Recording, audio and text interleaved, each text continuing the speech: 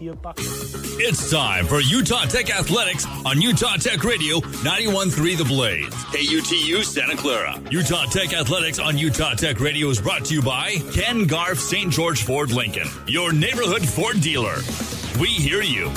And now it's time for Utah Tech Athletics. Good afternoon. We are excited to be with you here. Not usually at this hour.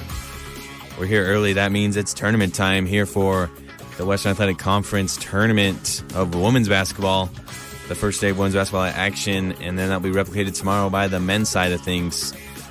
Men's basketball will be in action tomorrow night, but right here, right now, it is the Lady Trailblazers as the better seed hosting, well, neutral site here, but playing against the Utah Valley Wolverines. Trailblazers are 2-0 on the year over Utah Valley, and this is actually a consecutive game against the Wolverines as the last game of the season. The Trailblazers got a victory in Orem, Utah over the Wolverines.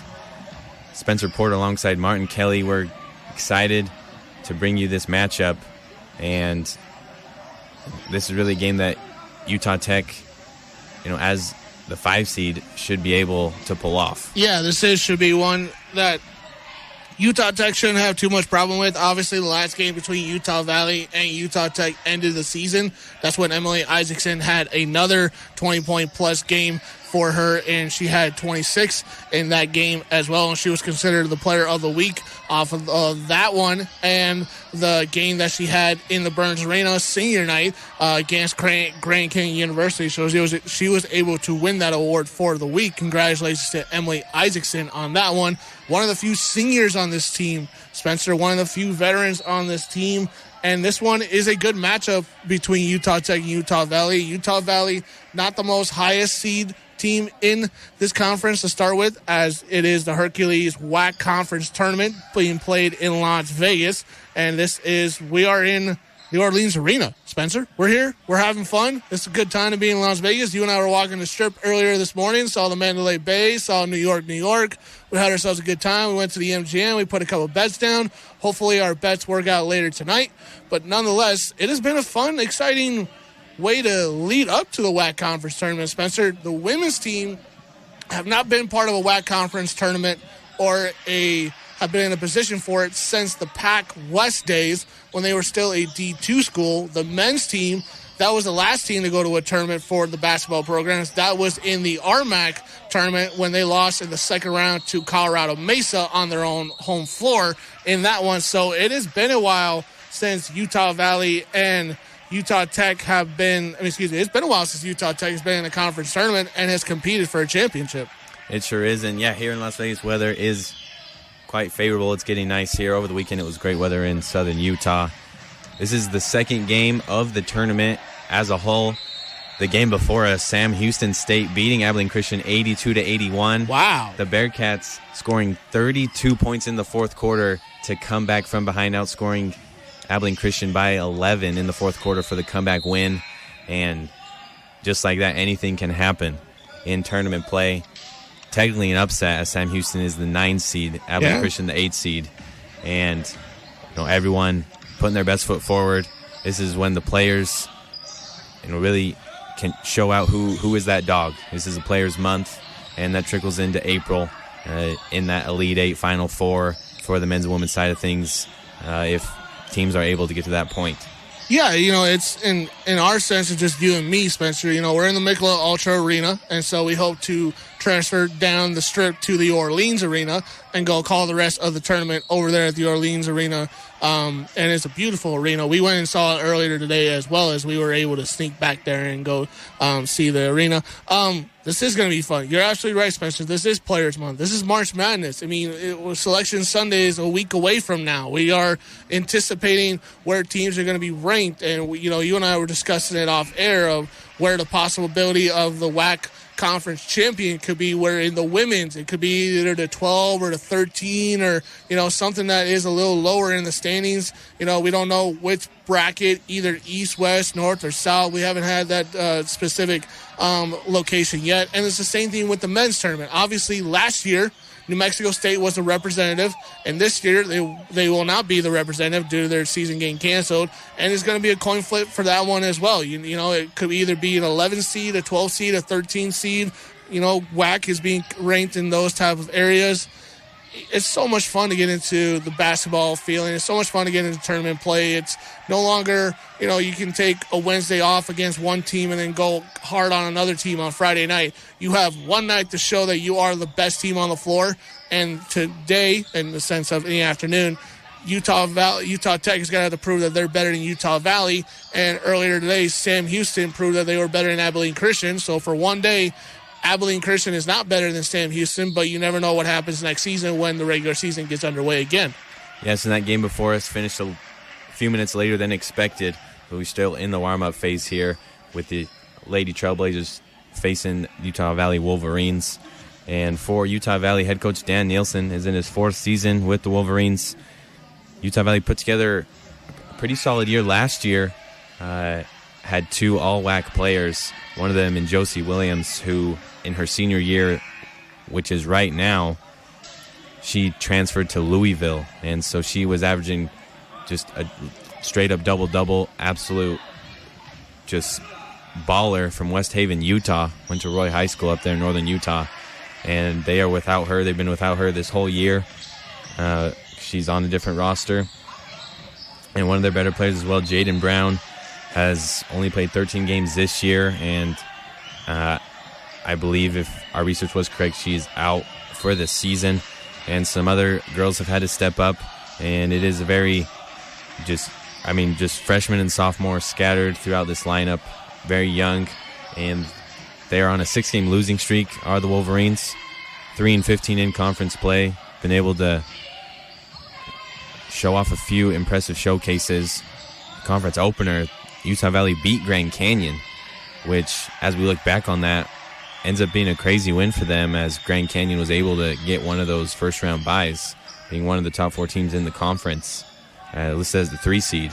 Yep. And so Utah Valley, starting off conference play, beats Grand Canyon, and just from there with a little bit of injury woes, and just somehow that's how it works. It's not, you're maybe not as loaded as you were last year. It's a down year, and with the injuries, it's just hard to recover, and for that reason, they are the last seed in the conference tournament this year.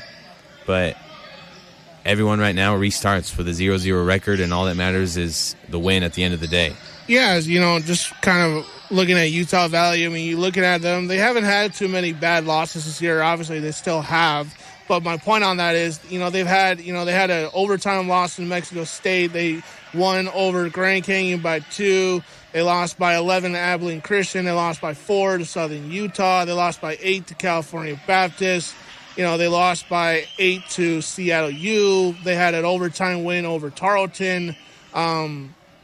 So, it's kind of been an up and down season for them. They have found some type of success with who they want as their players. They just haven't been able to come up with wins. And the reason why I say that is because in their last game against Utah Tech, there was times in that game, Spencer, Utah Tech was trailing against Utah Valley. It was 52-51 at one point. It was 43-44 at one point. There was times in the game where Utah Valley would go down by 6 and would crawl back within 2. So, they do know how to play. They just don't have enough players to get over the hump. They don't have the 20-point star player to give them the wins that they know they can win. So they have to take the losses. They have to take their lickings. They have to take their lessons.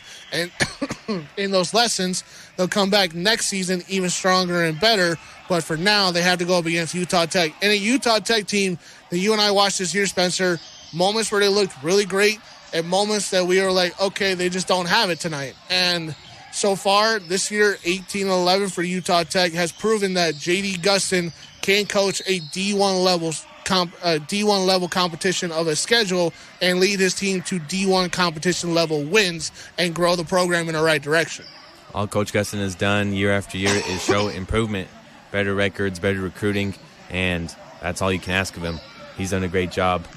This is our King Garf St. George Ford Lincoln Game of the Day, post-game coverage from them, and we're excited to be hosting it here on 913 The Blaze for all of you. We're going to take a quick break here and be back for tip-off of this game between Utah Valley Wolverines and Our Lady Trailblazers. Why is Connor having trouble focusing in school? Having trouble finding Connor's middle school? Would you like directions? No, why is Connor having trouble focusing in school?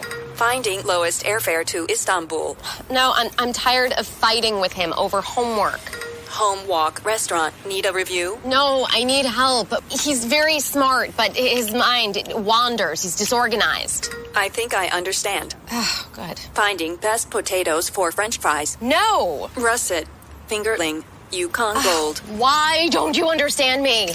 Sorry, I was trying to show how Connor feels every day. Frustrating, isn't it? Redirecting to understood.org. For the 1 in 5 kids with learning and attention issues, this is what life can feel like. Explore understood.org, a free online resource about learning and attention issues, designed to help your child thrive in school and in life. Understood.org, because understanding is everything. Brought to you by understood.org and the Ad Council. Hi, this is Terry Crews. Actor, former football player, game show host, father of 5, and all-around big dude. I'm also an expert on drama. I know all kinds of drama. There's the good kind that comes with having a house full of kids. There's the bad kind like season-ending injuries. There's the necessary kind like having an agent in Hollywood. And there's silly drama like the drama around my percolating pectorals. And then there's the drama you can skip. Skip the drama that comes with not having your high school diploma or equivalency. Find free adult education classes near you and finish your high school diploma. Visit finishyourdiploma.org. Or text diploma to 97779. Message and data rates may apply. Reply STOP to opt out. That's diploma to 97779. And leave the drama to actors like me. Brought to you by the Dollar General Literacy Foundation and the Ad Council. Why is Connor having trouble focusing in school? Having trouble finding Connor's middle school? Would you like directions? No, why is Connor having trouble focusing in school? Finding lowest airfare to Istanbul. No, I'm tired of fighting with him over homework. Home walk restaurant. Need a review? No, I need help. He's very smart, but his mind wanders. He's disorganized. I think I understand. Oh, good. Finding best potatoes for French fries. No! Russet. Fingerling. Yukon Gold. Why don't you understand me? Sorry, I was trying to show how Connor feels every day. Frustrating, isn't it? Redirecting to understood.org. For the 1 in 5 kids with learning and attention issues, this is what life can feel like. Explore understood.org, a free online resource about learning and attention issues, designed to help your child thrive in school and in life. Understood.org, because understanding is everything. Brought to you by understood.org and the Ad Council. Hi, this is Josh Groban. My favorite thing about music is its ability to inspire and nourish the soul. That's why I'm proud to work with Feeding America, an organization that inspires hope for families in need and helps nourish the 16 million kids in this country struggling with hunger. The Feeding America nationwide network of food banks gathers surplus food and helps get it to kids in need, but they can't do it alone. Find out how you can help at feedingamerica.org. Brought to you by Feeding America and the Ad Council. You're listening to Utah Tech Athletics, brought to you by Ken Garff St. George Ford Lincoln at 145 West Hilton Drive in St. George and at stgeorgeford.com. Ken Garff St. George Ford Lincoln, your neighborhood Ford dealer, and the title sponsor for all Utah Tech Athletics on Utah Tech Radio. Ken Garff St. George Ford Lincoln, we hear you. It's back to the action for Utah Tech Athletics, brought to you by Ken Garff St. George Ford Lincoln. We now return you to Utah Tech Athletics. Back here in Las Vegas, Michelob Ultra Arena. Game time is going to be in 15 minutes, 3:30 start. Warm-ups are in action. Taking a little bit longer than expected just because of the close matchup of Sam Houston State and Abilene Christian. We went down to the wire. A lot of lead changes there in the fourth quarter, and Sam Houston State pulls it out, 82-81. Haven't talked much about Utah Tech basketball and the starters in this pregame show, but Amber Karchner, Breunna Gillen, Emily Issacson, Maggie Mccord, and Avery Papa have been blessed with the health and have put together a great season, building up that chemistry and just putting so many highlights together, playing so many important minutes together, and just hundreds of possessions They've done such a great job this year. And Emily Issacson, in particular, against the Wolverines, has just gone off against them.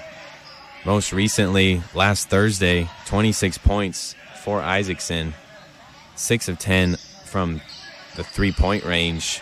10 of 16 shooting overall. Yeah. And even in the first matchup against Utah Valley a few months back here in the Burns Arena, Emily Issacson hit 3 threes, hit 9 threes overall in 2 games against Utah Valley, and has just torched them. Yeah, and also she had, besides her 26 points, besides the 26 points, she also had 4 assists, 5 rebounds, so she contributed in other areas of the court as well. She's also a good defender.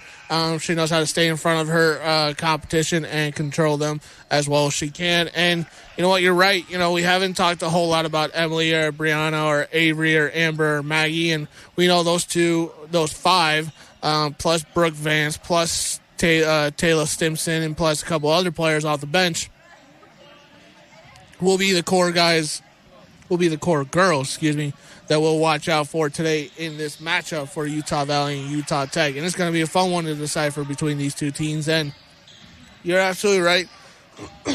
Looking at the box score here, Spencer, in the first quarter, they shot 50% from the field, 50% from the three-point line. They come back in that second quarter. That's their worst quarter of the entire game, where they shoot 21% from the field, 27% from the three-point line. They make up for it for going 4 or 6 from the free throw line, and having those good numbers. And then the next 2 quarters, they're iffy in some positions and others, but they stayed with their identity throughout that game. 44% from the field, 40% from the three-point line, 50% from the charity stripe. They had 24 points in the paint. They had 11 bench points. They took the lead 5 times. They had 5 second chance points. It just was an overall perfect game by Utah Tech over Utah Valley, and it made a big difference in the sense of their momentum walking into this game, between Utah Valley, and having that kind of a mentality of like, okay, if we win today, we know we're going up against California Baptist, a team that likes to shoot, a team that likes to play hard defense, a team that likes to be right up in front of you. So they're going to go from a team that has struggled to potentially a team that has almost the same identity as Utah Tech, being tough on defense, shooting threes, being right up in front of you. So they can go from a matchup where they are favored to a matchup where it might be so even that the tip-off might have, a 50-50 shot of going either way. So it is going to be interesting to see what Utah Tech does today. I think they stick with their original game plan, come out shooting, see how Utah Valley reacts to that. And I think that'll be the way that they can succeed in this game. And it'll be interesting to see how, again, they match up against California Baptist. The last time they lost 75-71. And prior to that, that was their only matchup with California Baptist this season. So they only have 1 tape to go off of. They don't have 2 game tapes on California Baptist like they have on Utah Valley, like they have on Southern Utah, like they have on some other teams. So they have to take that 1 tape and learn from that. So Utah Tech really is going to come down to how well can they overcome an inferior opponent and then get ready 2 days later for a possible either superior or a team that matches up so well with Utah Tech. Yeah, the Trailblazers, even in that first game against Utah Valley, second game of conference play, it was a 10-point win for Utah Tech. But the three-point shooting was 12 of 43. It is fun to watch the Trailblazers shoot the threes up, but they struggled in that one, shooting 27% from the three-point line, eventually pulling out the win. 4 of the 5 starters in double figures. Emily Issacson, like we mentioned, shooting the 3-ball well in general overall in the season, and especially against these Wolverines.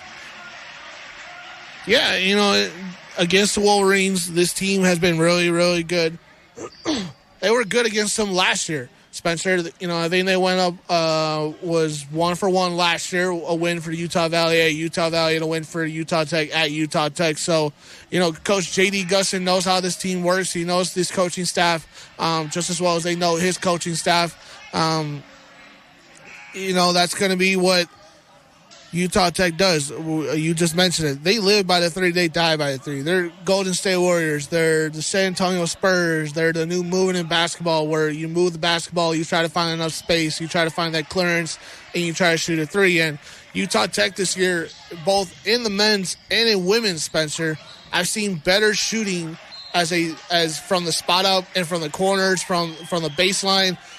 These two teams have been better at spot up shooting this year than set shooting threes. I've seen enough set shooting threes where I'm like, okay, they just don't seem to have that full set ready. But when they're in a moment of attack and they got to shoot right there, right now, Emily Issacson really good at it. Breunna Gillen's really good at it. Amber Carson's really good at it. From the men's side, we saw Cam Gooding that was good at it. Isaiah Pope and Frank Stain. Just real quick, get it to me. I'll shoot it right here, right now. Let's see if it goes in or go out. So with that style, you have to find a way to keep momentum in your corner, and you have to find a way to offensive rebound enough to keep the possessions in your hands so that you can keep going with that spot-out three shooting style. We saw that with the men's team when they went up against Grand Canyon. How many times did we see Grand Canyon fight for rebounds and keep those possessions and keep it on the other side of the half court and work out the defense enough that it wears them out to where they break down in their defensive responsibilities? That's exactly how Utah Tech's got to play against Utah Valley. How tired can we make them from chasing us like chickens with their heads cut off on the court?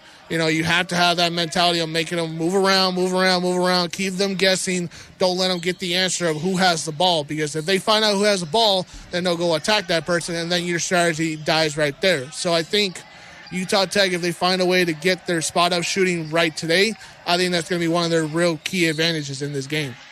Most definitely, and the Trailblazers going to be looking to do that. And obviously, Utah Valley head coach Dan Nielsen, you never want to lose 3 times to a team in a season. They're going to come out, ready, trying to have that chip on their shoulder for an upset. And we are in the first round of conference tournament play. Utah Tech, Lady Trailblazers are the 5th seed, which, in other words, is the best team that did not receive a first-round bye. And that's kind of been the Trailblazers' season, beating the lower teams of the conference, in most cases handily, and playing the top 4 teams in Stephen F. Austin, in California Baptist, in Grand Canyon, Southern Utah very competitively, and getting a few wins out of that, but almost losing to the good teams and beating the decent teams, which is because we've seen Utah Tech, be a shining star, play some amazing basketball, and other times, look really streaky, not be able to make their shots. And because of that, anything can happen with the Trailblazers. That they have the potential to beat the best teams in this conference, but they also can get upset as they live by the 3 and don't hit it at a high level. Yeah, that mentality goes back to their one game against Southern Utah in the Burns Arena. I was on hand for that call. They went 2 of 29 from the three-point line. That will never, that kind of is, drilled into my head. It was just 2 of 29. That's not even at a 10% level there, Spencer. It was under 10%. I've never seen a single-digit percentage for a three-point shooting. I don't think I've ever in my basketball career, so in broadcasting games. So it was interesting to see, because I guarantee you, if Utah Tech would have made, if they went 10 of 29 from that three-point line that night against Southern Utah, I think they win that game. I think that was enough to get them over the hump and get them that win. And they had shooting struggles against California Baptist. They had shooting struggles against Stephen F. Austin. They had shooting struggles against Grand Canyon. They had a few shooting struggles against Utah Arlington. They had a struggle against University of Texas Rio Grande Valley, who are also in this bracket. And our sense of our bracket will be either going up against California Baptist, and the one above us will be Sam Houston or Stephen F. Austin. And against Sam Houston, Utah Tech was a little bit better. So we'll see how that goes, and that'll be interesting to watch going forward. Is will we see the number 1 team in this conference, Stephen F. Austin, who you and I had a chance to call a game, Stephen F. Austin versus Utah Tech, and it did not go well for Utah Tech at all in that game, because they fell behind. I think it was about 10 or 15 points, and it was just a steamroll in that fourth quarter. Yeah, the Lady Jacks are a very solid team, very physical, and for the Trailblazers, if they eventually play Stephen F. Austin, any game is winnable, but the Trailblazers need to match Ayanna Johnson and Bridget's size with threes of their own. And if the Trailblazers can shoot pretty much the best that they have in other games, even like against Seattle U, shooting the ball well, if they can match that, that is what's going to allow them to compete and to have a chance to upset these higher seeds if they have the opportunity to get to that point in the tournament. Yeah, it'll be interesting to see what happens with that matchup down the road. Obviously, we got to get through California Baptist first in order to get to Friday to take on Stephen F. Austin. And, of course, we never know what happens. Maybe Sam Houston State pulls off the upset and beats Stephen F. Austin in that second-round matchup. But for the first round, we know Sam Houston State is moving on. They'll see Stephen F. Austin on Wednesday at noon. If Utah Tech was to win this game, we would have the next game, which would be the quarterfinals on Wednesday at 2 o'clock. Semis are at 12. And the championship game would be on Saturday at 3. So all of this is leading up to our spring break here at Utah Tech, Spencer. But, man, wouldn't it be fun if we had spring break right now? I mean, we wouldn't have to worry about classes or homework or jobs or anything like that. We can just kick back, relax, and call basketball games. But the rest of the world keeps moving on around us, and we got to just keep up as best as we can. Yeah, it's true, but one more week will allow us to have the first week of March Madness as our spring break, so it does work out well. Excited to see what happens. This is the second game of the Western Athletic Conference basketball tournament on the women's side of it, and it is your Utah Tech Trailblazers taking on the Utah Valley Wolverines. We're going to have that for you tip off in about 3.5 minutes. We're going to take a quick break here and be back with our game of the day. It's back to the action for Utah Tech Athletics, brought to you by Ken Garff St. George Ford Lincoln. We now return you to Utah Tech Athletics.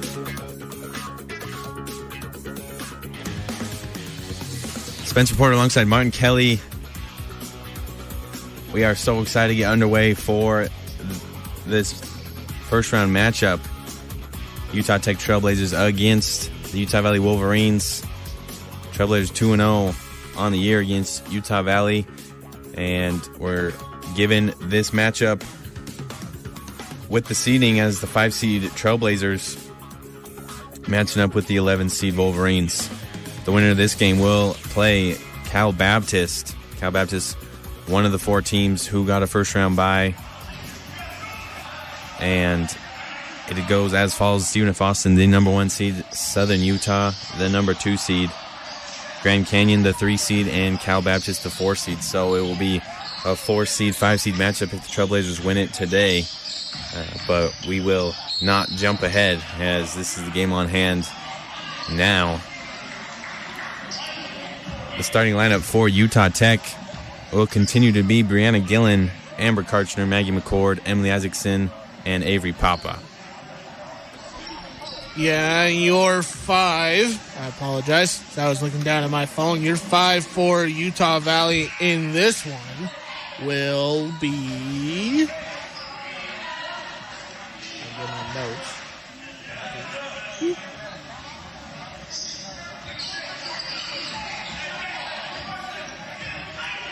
Projected, we'll have to go with Kaylee Bayon, Ali Criddle, Shay Fano, and Sage Gibb, and Maya Afoa.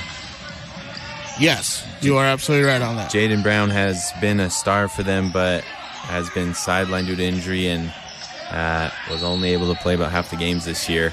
She had 31 points against the Trailblazers on December 31st and just was not able to stay healthy, which was just really unfortunate for the Wolverines.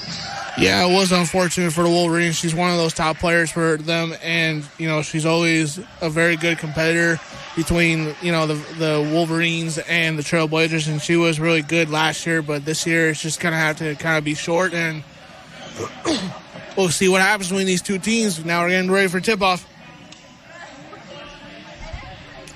Tip-off is underway as Maya Afoa going against Avery Papa, and Papa contains that for the Trailblazers into the hands of Breunna Gillen, and we are up and away in Mandalay Bay at the Michelob Ultra Arena, where the defending champion Las Vegas Aces play in the WNBA. But in this game here, starting off first possession is a 3-ball from the right wing, hit there by the Trailblazers. First possession is a score and 3-0 lead for Utah Tech. And who none other than Emily Issacson. She starts us off with that one. She was the one that shot a 3 last time against these two teams, and she was hot. 9 threes in those two matchups between Utah Valley and Utah Tech. Emily Issacson off to that start again. She's consistent against this team and just is a absolute pain for this Wolverines team and their defense to handle. So we get another 3 here by Breunna Gillen, top of the key. Gillen hits another one. Hit him all year. Wolverines went under the screen there, and Gillen, straightaway 3, was put up and drilled. What you got to remember about this Utah Tech lineup, the way they balance this lineup is Karshner, Gillen, and Issacson are the shooters. Papa and McCord are the 2 defenders. So it is a balanced lineup, as it been all season since the Warren sisters got hurt. Three ball taken there by Utah Valley from the right wing is airballed and rebounded there by Utah Tech. It heads to Avery Papa. She's going to work on Afoa and go up with the left hand and get it to go. Utah Tech 3 for 3 this afternoon, and they have themselves an 8-0 lead. That's called veteranship and leadership right there. Avery Papa, not one of the offensive players, but she'll put her shoulder down and go inside when she has to, and she did it right there with a nice layup. Pull-up jumper. Missed short there by Tafisi and rebounded there by Utah Tech. Going the other way. Emily Issacson open in the left corner. Puts up the 3 and it rattles home. The Trailblazers are on fire. 4 for 4 shooting. 3 for 3 from 3. And Dan Nielsen can only call a timeout to stop this run. A tough start for the Wolverines and just the opposite. Perfection for Utah Tech. Yeah, already 2 minutes into this game, 11-0 lead here for Utah Tech over Utah Valley. They weren't wasting any time. They were going to start out right where they left off the night before against Utah Tech in Utah Valley up in Orem, Utah, and they decided to bring all that momentum down to Las Vegas, Nevada today, and gave us a good showing so far in this one. As we'll take the media timeout. Be right back here on 91.3 The Blaze. It's back to the action for Utah Tech Athletics, brought to you by Ken Garff St. George Ford Lincoln. We now return you to Utah Tech Athletics.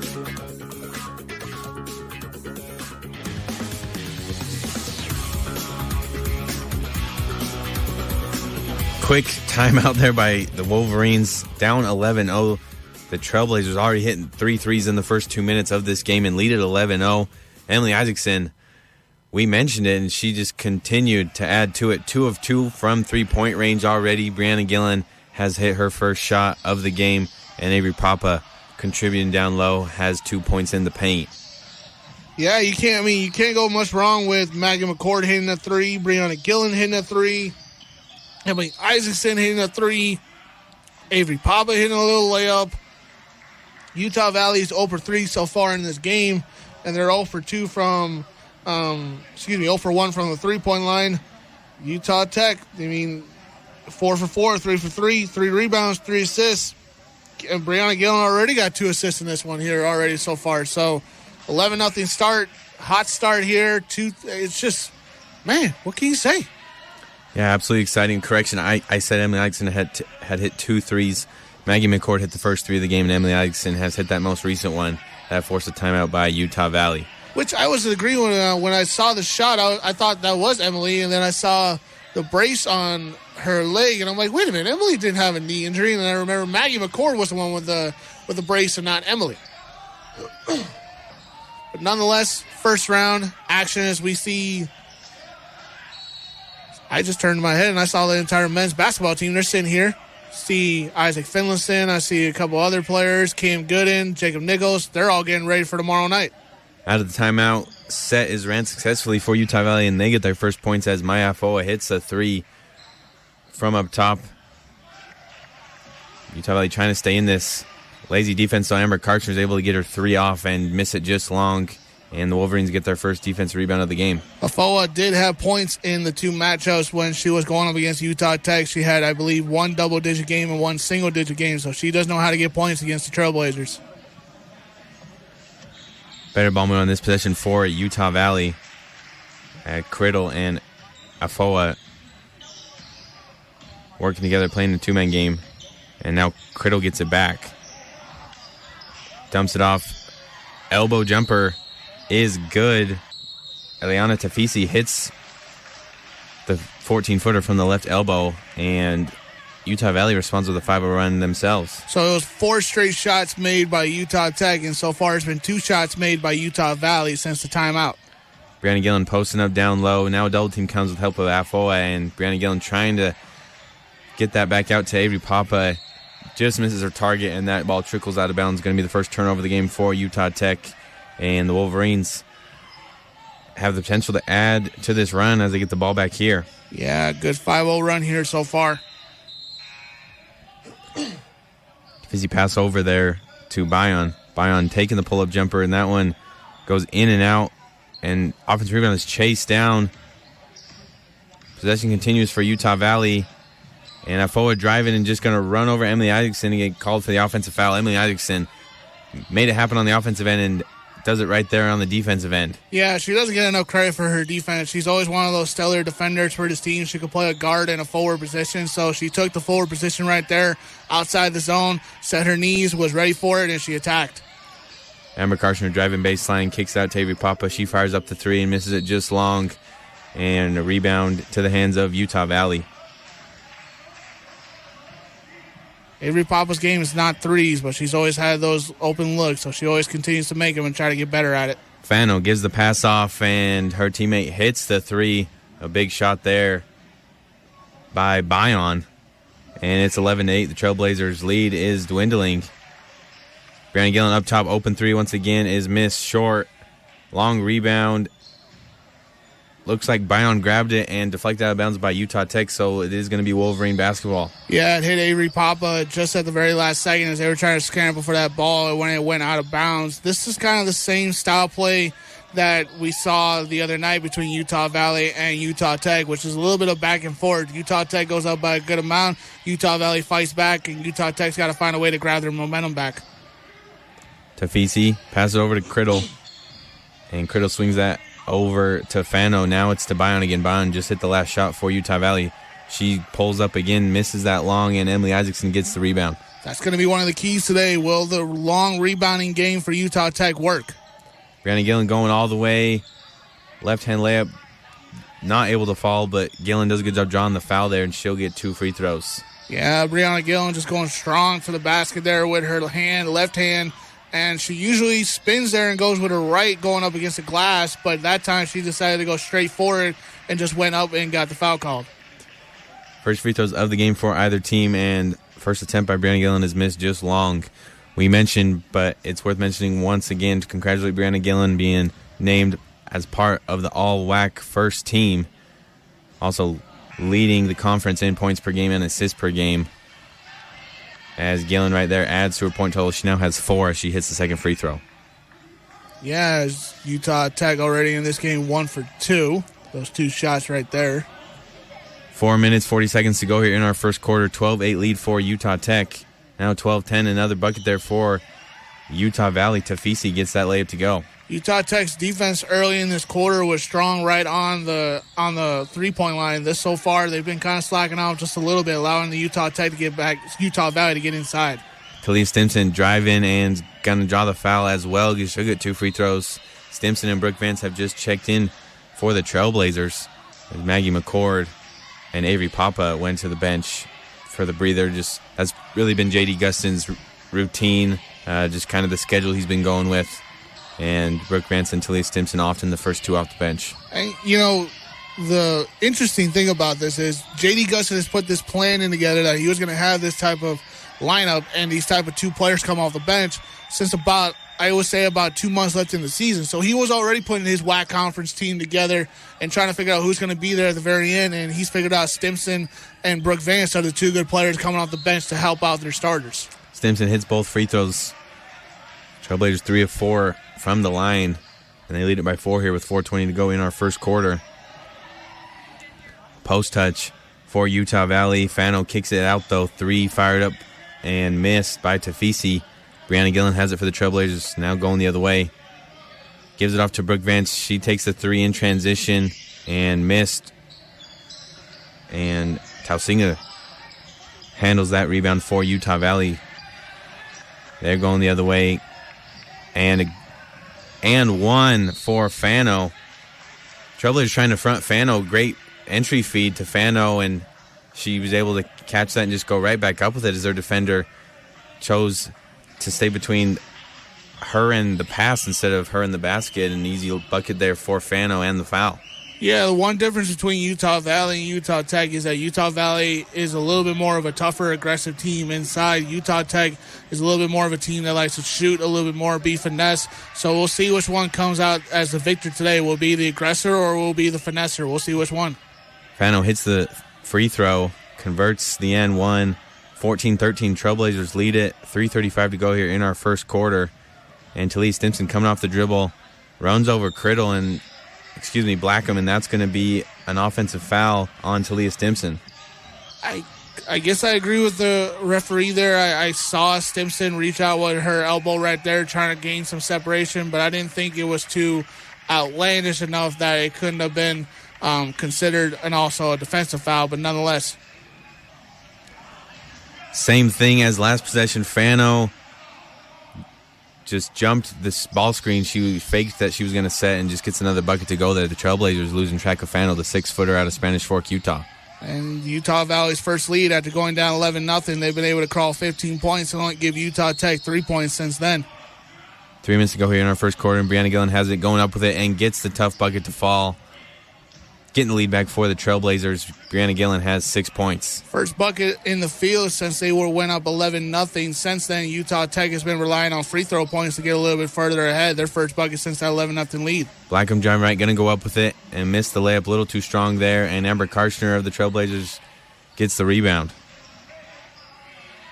Karchner pulling up, thought about the three, well defended by the Trailblazers. Gives off Issacson, now back to Karchner. She'll take the three now, fired up and miss it just short. Blackham of the Wolverines gets the rebound. Great pass by Blackham. She'll get the assist there as Tafisi gets the easy layup to go. The Trailblazers, no one saw Tafisi at all. Which is odd considering that Utah Tech had 3 defenders versus the 2 players for Utah Valley there, as they'll get a strip. Gillen going up with it, and Tafisi just ripped that from her. Utah Valley leads in this one by 1, has a chance to add to it. Their jumper is missed by Bion, and the Trailblazers able to get a stop right there. Just under 2 minutes to go now, and Utah Tech down by 1. Blackham pokes that one out of bounds. Trailblazers continue to have possession here. Shocking to see that the Trailblazers don't have the lead after being up 11-0 in the first 2 minutes of the first quarter. Yeah, you know, your first thought was, okay, this is going to kind of get a little ugly early, and, you know, we'll see what happens towards the very end, but all of a sudden, Utah Valley turned up their defense, they turned up their scoring, and since that 11-0, it's been a 17-5 run for Utah Valley. 12 on the shot clock. Breunna Gillen handling it here. Going to go left off Avery Papa's screen, and Tafisi just blew that up, bumping off Papa and pushing Breunna Gillen to the ground. It would be easy foul called there on Tafisi. Yeah, you can't grab her and try to drag her along as you're getting bumped towards the ground there. I kind of get it that you're trying to make it look like a charge, but that was an obvious block. The shot clock bumps back up to 20 seconds. And inbounded to Breunna Gillen once again. Brooke Vance gets her catch, thought about the three. Gives it back off to Gillen. She's going left. No help defense is there. She beats her man and gets the bucket to go. You know, Utah Tech's got this ability to go attack the basket, too. I know they like to shoot a lot of threes and be around in the shooting area, but they have the ability to attack inside the glass. They got to do it a little bit more in this game. A lot of lead changes, and the lead changes in the favor of the Trailblazers. 18-17 is lead for Utah Tech as they get in the stop there. Talia Stimson hauling down the defensive rebound. Now Stimson has it, going to drive left, losing balance. And we'll get a foul called here, which will result in free throws for Talia Stimson as 5th team foul on Utah Valley, which is automatic bonus situation here as we are just under a minute to go here. Yeah, we'll see how the bonus affects Utah Valley going into the second quarter, as he'll stick around for the half and then switch over in the second half. Stimson now 3 of 3 from the line, pending her 4th free throw of the day. And that's huge, Spencer, to have, considering it's 59 seconds. That's basically 11 minutes until halftime. Utah Tech can shoot bonus shots from here on out. Stimson hits the second free throw as well. 20-17 is the Trailblazers' lead. 46 seconds to go here in our first quarter. Entry pass is fumbled around and stolen there by Avery Papa. Trailblazers going the other way, have a chance here for a 2-for-1 opportunity. Avery Papa wide open and didn't know what to do with it and double dribbled. Too many good ideas came into her mind, and she thought about shooting it, then decided she could drive it, but she had picked up her dribble before that, and just a blown opportunity there by the Trailblazers. They turned that one over. Yeah, I wish she would have just passed it and then tried to reset her feet to where she could have attacked, because she had an open lane all the way to the basket. She decided to pick up her dribble and then go with her left hand, and you can't do that. So the Wolverines get a break out of that and feed Fano again. The bigs for Utah Tech continue to front Fano, and the guards just keep feeding her over the top, and it's been working so far. And that time Fano is going to get fouled and get 2 free throws here. I believe the foul's going to go against Avery Papa. Again, Utah Tech's just got to play simple defense here and just kind of keep protecting that inside. They got to keep forcing the idea of the ball to stick around the three-point line. They can't give Utah Valley any ideas to ship the ball inside, otherwise it's going to be a long day. Fano hits the first free throw, and the second one falls as well. 20-19 is the lead for Utah Tech. 20 seconds to go here in our first quarter. Half-court defense here by Utah Valley. Avery Papa's pass is deflected, almost stolen there. Breunna Gillen saved that one. Continues with the possession, and Brooke Vance kick out. Wide open three from the right wing is hit. And that is going to force a heave for Utah Valley with only the time left, and that is missed. So the Trailblazers, thanks to Brooke Vance, cushion that lead up to 4. Lead at 23-19 at the end of our first quarter. We'll be back with second quarter action here on 91.3 The Blaze. It's back to the action for Utah Tech Athletics. Brought to you by Ken Garff St. George Ford Lincoln. We now return you to Utah Tech Athletics. First quarter score is 23-19 for Utah Tech. First quarter down, and this 4-point lead for the Trailblazers look to be out of reach as Utah Valley took the lead back after being down 11-0.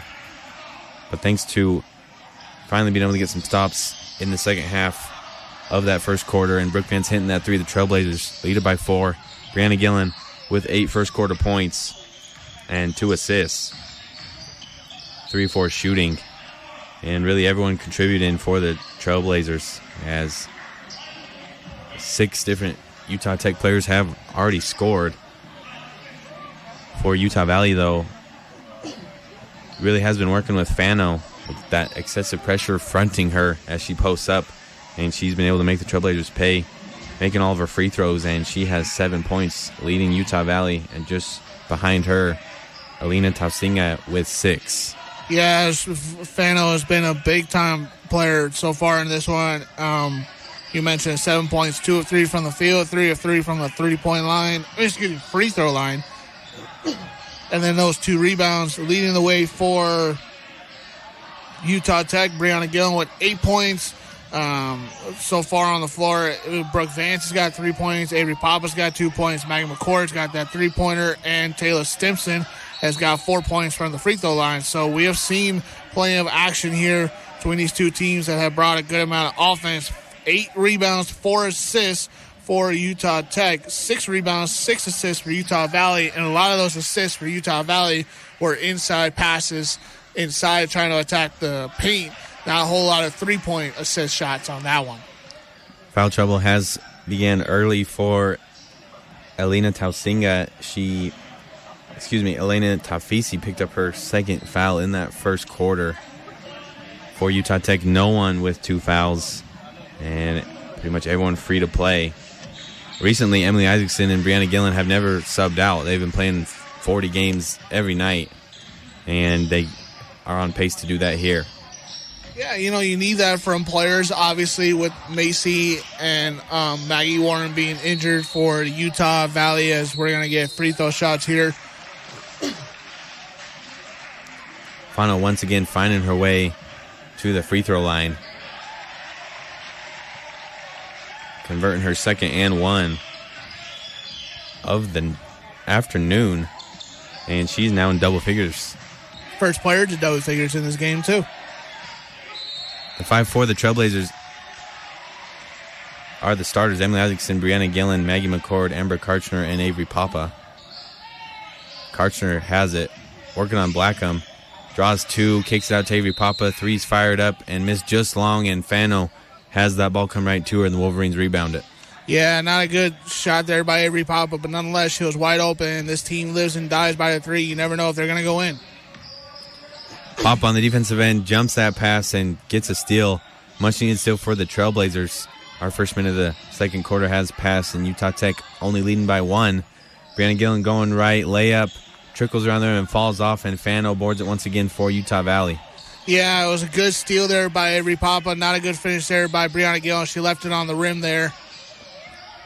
Papa jumps the pass again. Utah Valley retains possession, is able to save it, and Fano gets her shot up, misses that layup too strongly, and she's just fighting for everything and hauls in an offensive rebound to continue this possession for the Wolverines. Fighting is an understatement. She's basically WWE style out there, ripping arms off and legs off, just trying to get those rebounds. Blackham, good skip pass, 3 up for Utah Valley is swished. Good shot there by Kaylee Byon. And Utah Valley forces another lead change, and they lead this 25-23 with 8 minutes to go here in our first half. Utah Tech's has got to be still and quiet. Maggie McCord firing up the 3 long. Elected to take the 3 off the dribble, and Utah Valley going the other way with it. And Blackham feeds her wide open teammate as Mabry gets an easy layup there. Extending Utah Valley's lead, forces head coach J.D. Gustin to call a timeout here as the Trailblazers getting outscored here early in this second quarter. Yeah, early in this one, 27-23, and so far Utah Valley has come on with a game plan to attack back against Utah Tech after they took that 11-0 lead. We'll be right back after a minute timeout. It's back to the action for Utah Tech Athletics, brought to you by Ken Garff St. George Ford Lincoln. We now return you to Utah Tech Athletics.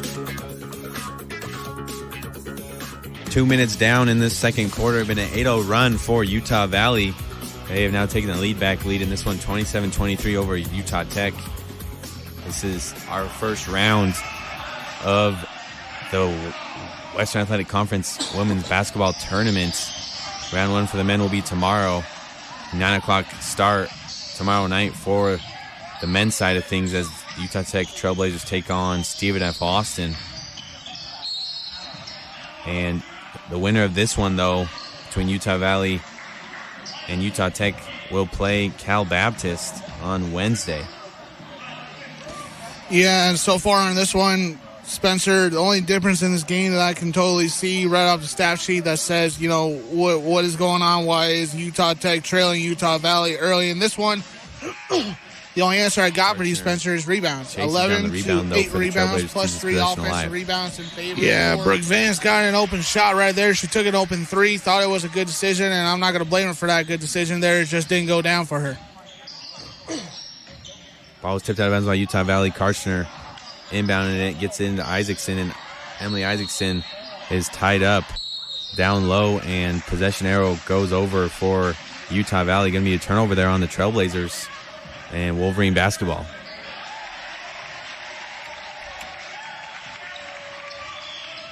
Utah Tech yet to score in the second quarter. 7:10 to go in our first half. Utah Valley leading it by 4. As Afo going to take the long 3 and miss it. And Talia Stimson just lets it go out of bounds. I don't know why she didn't just grab that. It's free rebound for your stats and for your team. But it goes out of bounds, and Trailblazers get another crack at it. Yeah, they do, and it's going to see what happens from here on out. Still 27-23, under 7 minutes left to go. Breunna Gillen up top. Going off Brooke Vance's ball screen. Defender goes under the screen once again. Breunna Gillen from straight away from deep hits it. Don't go under against her. She'll take it personal and make you pay. She does it right there. And Utah Tech now only down by 1. Yeah, that was a good shot there by Breunna Gillen. She waited for the set screen there. She took the opportunity of it, and she didn't hesitate on it at all. Byon kicks it out. Now down low, and Afoa able to collect it and go up with it, get the bucket to go, and the foul. Afoa and Fano having their ways with the Trailblazers bigs early. Afoa 6'1" forward out of Sandy, Utah, and Fano the 6-footer out of Spanish Fork, Utah. Yeah, let's say that. And free throw is up and good. Third old-fashioned three-point play that Utah Valley has converted, been able to successfully get and ones all through this first half. Breunna Gillen going the other way for the Trailblazers. Matches that and gets to the free throw line once again. She'll have 2 free throws here. 6:09 to go in our first half, and Utah Tech down by 4. The Trailblazers the 5 seed. Going into this tournament, Utah Valley the 12 seed. Gillen hits the first free throw.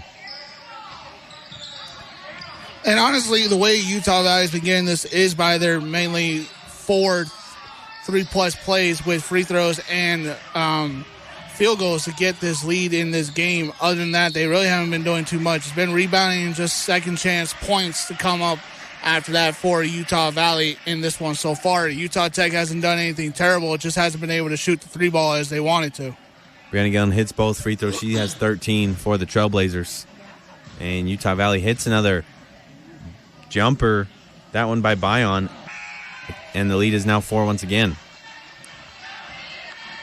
Simpson firing at the 3 for the Trailblazers, and that one's missed long.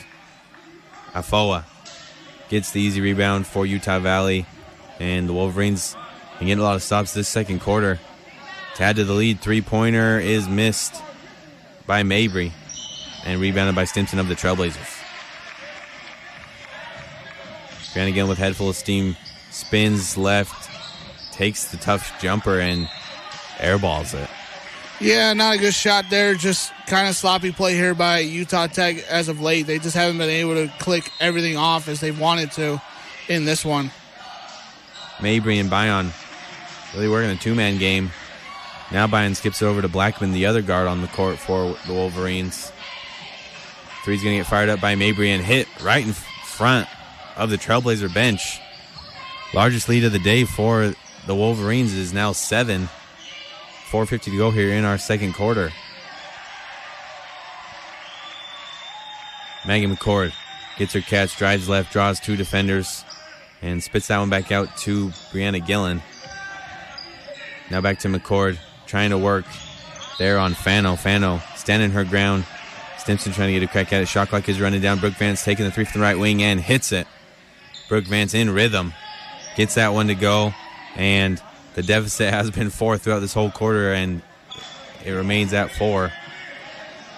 Utah Valley 35, Utah Tech 31, 4:14 to go in this second quarter.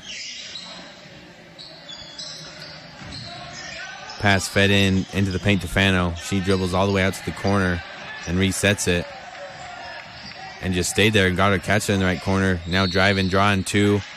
Had Blackman open for a 3, but Fano slipped there on her pivot foot and is going to get called for the travel. Nice job there on the defensive side for Utah Tech as they trapped her inside and gave her a double team, and she walked her feet right there. This is an opportunity for Utah Tech just to crawl back into this one. Down 4 late in this second quarter.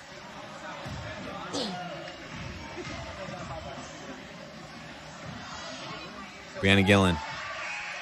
Pass over to Issacson. Issacson thought about it, will take the 3 and miss it just short. Amber Karchner got a hand on that rebound opportunity, but it is collected by the Wolverines. Entry feed into Afoa posting up is swiped. Trailblazers have it going the other way. Breunna Gillen with a head full of steam. Kicks out to McCord. McCord from the right corner. That 3 goes in and out, but to the hands of Emily Issacson. She goes right back up with it and gets it to fall. Great follow there by Emily Issacson. 2 much-needed points for the Trailblazers as they are within 2 with 3:15 to go here in our first half. Fano and Afoa weren't set in their rebounding positions, and Emily Issacson just jumped right on that. Didn't waste any opportunity to get that rebound back there for Utah Tech. Put it right back up and got the 2 points. Bion loves that mid-range. That 14-footer is missed long and rebounded there by the Trailblazers. Talia Stimson takes a shot from the right wing and misses that one short. trying to follow her shot. She chased that rebound and not able to save it as it goes out of bounds. And the Wolverines get another stop. Trailblazers not been able to hit their threes this second quarter other than Gillen's made three. And what I'm seeing from Utah Valley is they're just daring Utah Tech to take the threes. Go ahead, take the three. Let's see if you can make it. Let's see if you can. And that's the same style they're playing down low. They just have to find a way to clean it up on the defensive side to get stops. Trying to draw a double team, and Amber Karshner able to lock up Fano there on the backside help, and that ball is out of bounds, going to be off Utah Valley. Yeah, that was a good job there by Amber Karshner. She played back help defense and just waited for her to get the ball and just swatted at the ball, and Fano lost the possession there. Gillen passes it and cuts, and Karshner gives it right back to her into the paint. Gillen kicks that one out to Maggie Mccord, and she hits it from the right wing. Catch and shoot. Maggie Mccord just with the high arcing rainbow, just beautiful shot, and that one just fell right in. Slowly but surely, Utah Tech would find their way back into this one, and they surely have. Trailblazers got the lead back 36-35 here. This zone defense here by Utah Tech, as of late, has worked really well with closing down the paint. And with the three of their own, Utah Valley matches it. That one by Tausinga. They're not going to go away. I mean, they did have a lot of close games this year, Utah Valley. They weren't a team that just lost by 30-plus every night. Amber Karshner tried to get it to Issacson, and that one's stolen there by Mabry. Going the other way in transition, and Wolverines have been on fire in their transition offense. And Tausinga, who just hit the three, gets a layup to go down low. And Utah Valley extends this lead to 4. Yeah, and again, Utah Valley, all they're really doing is attacking inside, waiting for those 3-plus plays. They'll take their free throw shots. They'll play slow pace game and just tire out Utah Tech here. But Utah Tech's got to turn it around and push the pace and make Utah Valley chase them. Breunna Gillen a little off balance, and Blackham just pushes her down. Foul's going to go against Blackham. The second team foul for Utah Valley this quarter, and the Trailblazers have 2 team fouls as well. Gillen gets inbounded into her, trying to go all the way, and can't get the layup to go, and Mabry of Utah Valley gets that rebound. Yeah, no foul called against Emily Issacson. I thought there was a little bit of a push or a shove, but nonetheless, the referees are the referees, and we got to let them go. 1:05 to go here in our first half. 10 on the shot clock for Utah Valley. Mabry trying to get that inside, and we're going to get a foul call as Fano got her catch. Trailblazers trying to dig at her and just poke that ball out, and going to get whistled for personal. Under a minute left. It's been a close second quarter since the change. Quick inbound to Blackham, and maybe quickly just went to the three-point line and got open and misses the three there. Maggie Mccord open and from the left wing this time. Can't get that three to go. And that quick possession comes to an end as the Wolverines get the defensive rebound. Yeah, just another missed open three there. Utah Tech not shooting particularly well as they've taken plus 15 threes already in this first half and haven't been able to knock down even 8 of them. 40-36 Utah Valley. Trying to have that lead. Fano going up with the right hand. Gets fouled on her hook shot, and she'll be at the free throw line once again. Fano is 4 of 4 at the line.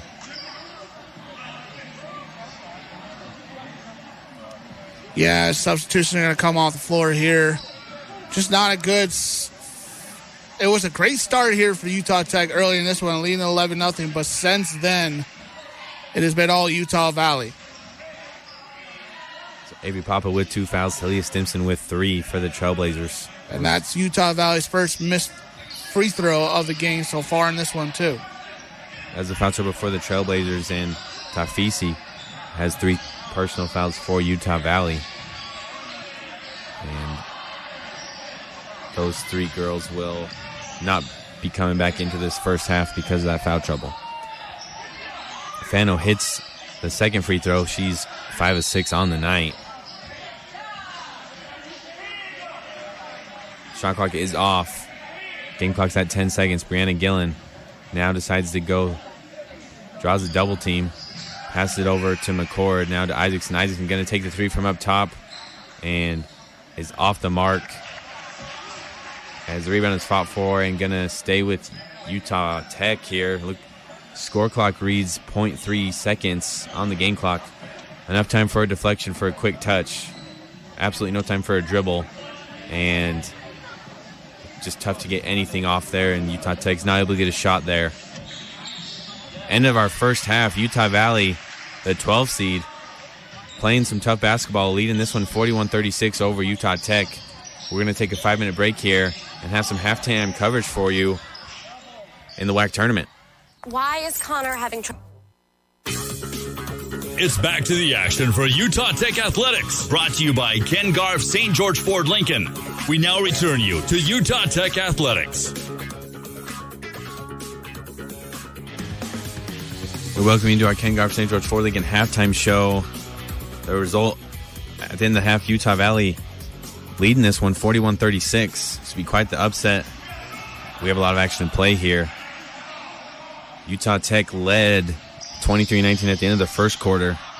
And just a great quarter from Utah Valley has changed the lead. Shea Fano leading the charge for Utah Valley with 11 points. And just a lot of great help from the supporting cast. Everyone that scored has hit multiple shots for Utah Valley, been quite consistent. They have this first half, and head coach Dan Nielsen in his interview right before going into the locker room for Utah Valley, he really seemed to be beaming with excitement. He loves the position that his team is in at the end of this first half. Yeah, they're in a very good position here against Utah Tech, and at first we thought 11-0, this is going to be easy, this is over, this is, wrap it up, give us the bow tie, give us the win, we're already moving on and thinking about California Baptist, who's the next opponent for either one of these teams, because we already know that. And then all of a sudden, Utah Valley just makes simple buckets after simple buckets. They get inside, they attack the paint, they get some and-one opportunities. They had 4 and-one opportunities in that first half.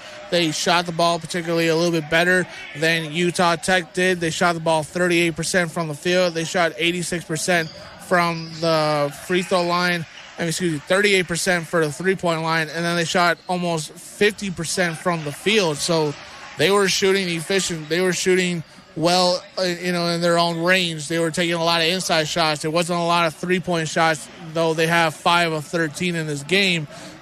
They weren't taking that many of those shots. The other 18 shots came inside the paint, came inside the three-point line. So for Utah Tech, it was a great start, 11-0. But since then, Breunna Gillen is the only player in double digits with 13 points.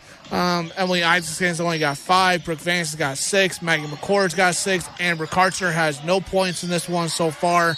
Avery Papa only with 2. Stimson with 4. So the 7 players that Coach J.D. Gustin to pick as these 7 players to be the ones to go into battle with for this conference championship have not been able to step up to the plate as they were projected to do. And because of that, they're down by 5. Yeah, with Utah Valley, 14 points in the paint they have compared to Utah Tech's 8. And it hasn't just only been the bigs in Fano and Afoa. Also just push the ball in transition. They've been getting some just simple layups.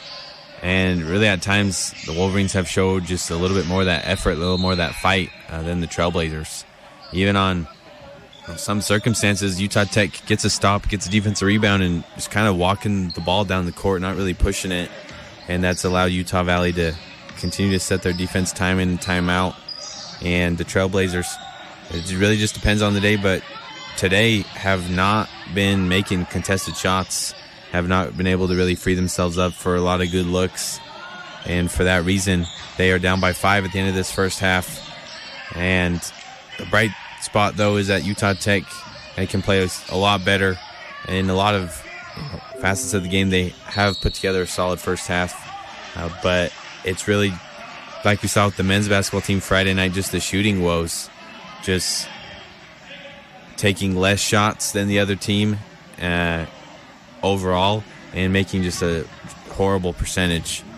Well, we also look at some other stats here. Second chance points is 9 points in favor of 2 to Utah Valley. Bench points are about favored. Points in the paint, +6 for Utah Valley. They have 3 steals. They have 12 assists. They have 6 fast break points. They have 14 defensive rebounds. They have 3 more total rebounds, period. Points off a turnover goes in favor to Utah Valley. So in simple categories, Utah Valley is outplaying Utah Tech. Utah Tech, 7 of 21 from the three-point line, 11 of 28 from the field in itself. And that's not, those aren't terrible numbers. 33% and 40% are not terrible numbers there, Spencer, but they're not 48% and 38%. So there's some simple numbers that Utah Valley is doing and Utah Tech are doing, and they're just not matching up entirely. Yeah, for the Trailblazers, like we mentioned, 7 of 21 from three-point land. And just last Thursday, in that last regular season game of the season, when they played Utah Valley, they shot an amazing percentage from three-point land, shooting 40+%. Emily Issacson herself hit 6 threes in that game, going 6 of 10 from beyond the arc.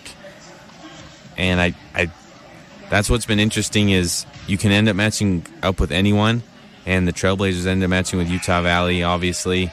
And it's in a way been a back-to-back game playing against them, playing them on Thursday and now on Tuesday, just at a different place at the neutral site here in beautiful Michelob Ultra Arena, part of the Mandalay Bay in Las Vegas.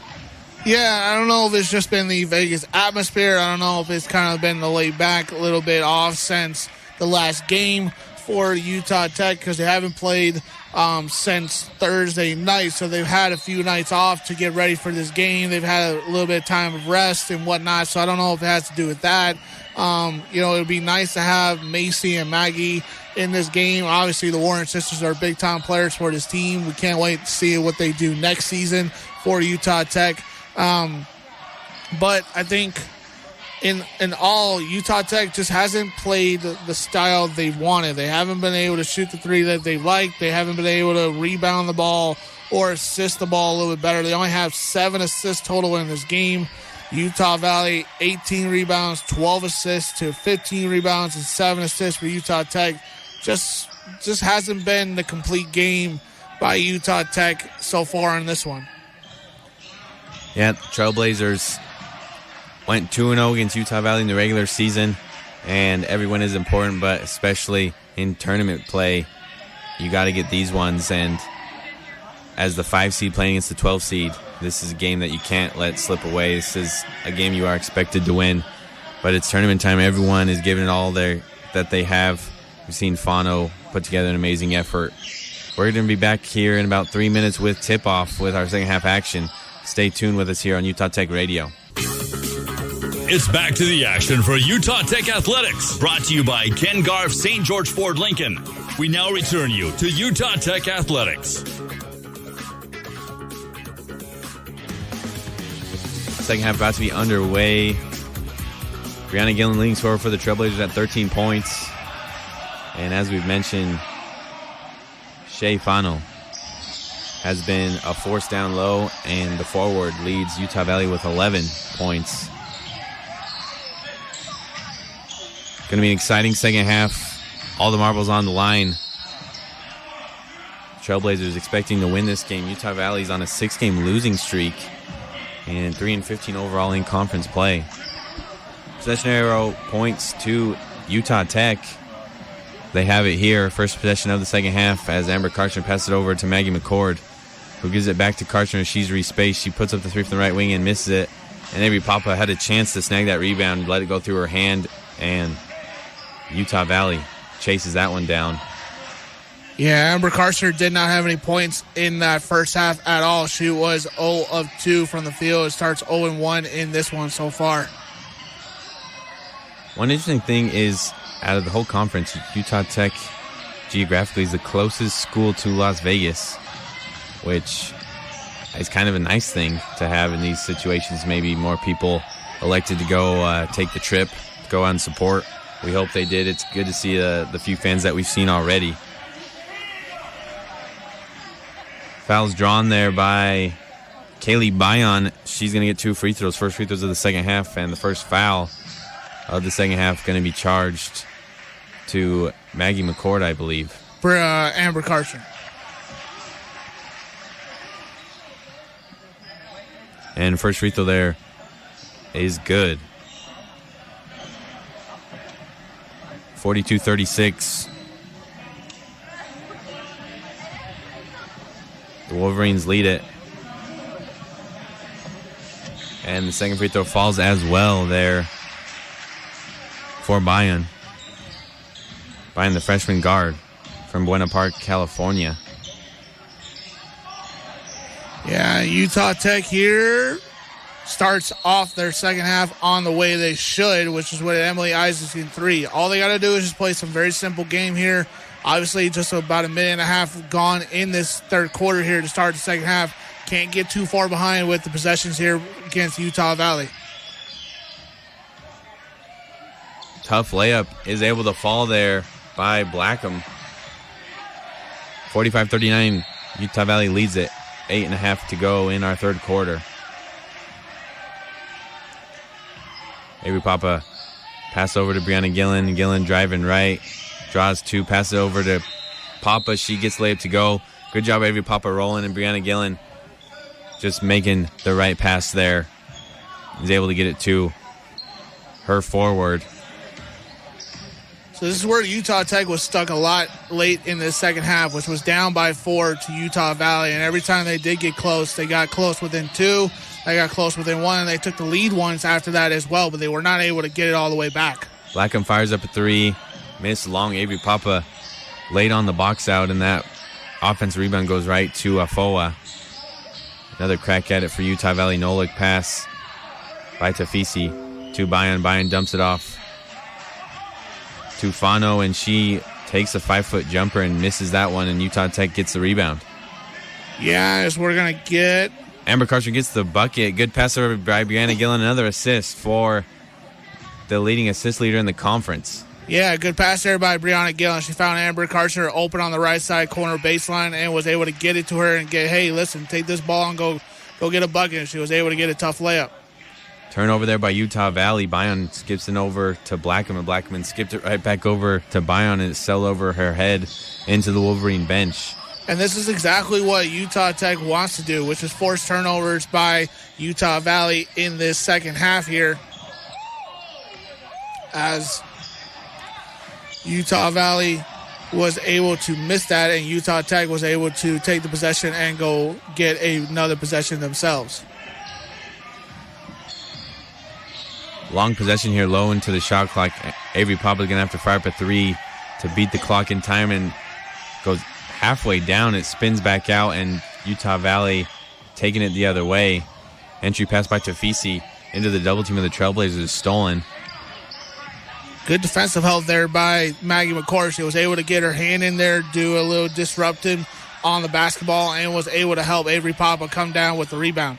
Maggie Mccord fights off the defenders and finds the open man. Amber Karchner always cutting, always moving, and she gets it right there, gets rewarded for it, and gets another bucket. Amber Karchner finally coming alive here in this third quarter. No points in that first half. 4 points already in the second half off of 2 shots. Amber Karchner's coming alive. 6 minutes to go here in our third quarter, and we're tied at 45.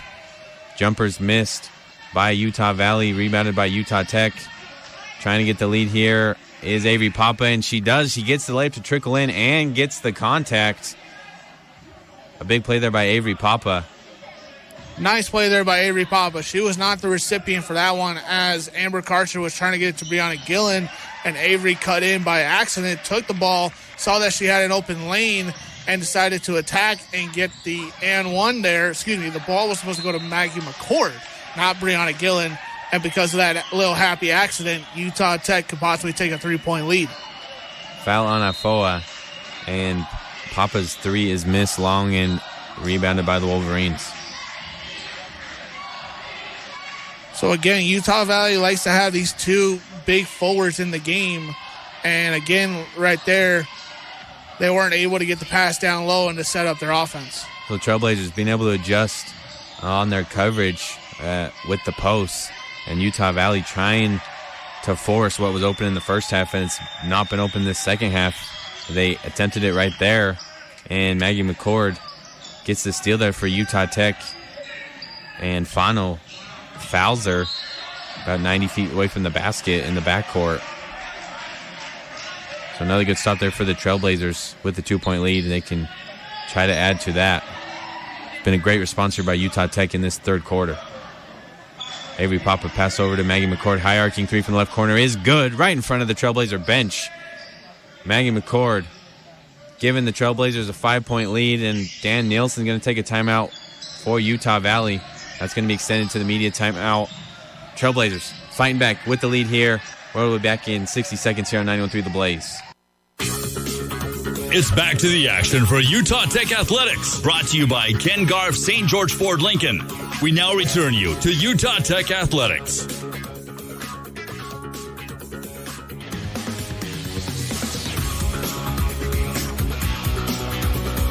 Utah Tech is fighting back here and has the lead back 50-45 is our result here. We got 15 minutes of game time to go midway through this third quarter. And the three ball has been able to fall. Emily Issacson was able to hit a three. Maggie Mccord and Amber Karshner have played her best quarter so far today in this third quarter. And we've seen that adjustment, Martin, defensively with the bigs. The Trailblazers have been able to get some steals out of that. Yeah, they have been able to get some steals off of that. What I've been noticing is that they've been having one person offset on this 2-3 zone, and every time they try to feed the ball in, the person away from the ball is set to come in and create any disruption. If there's a rebound, if there's a pass inside, create enough disruption. We can live with the foul contact, but create some disruption because, again, too many easy buckets inside.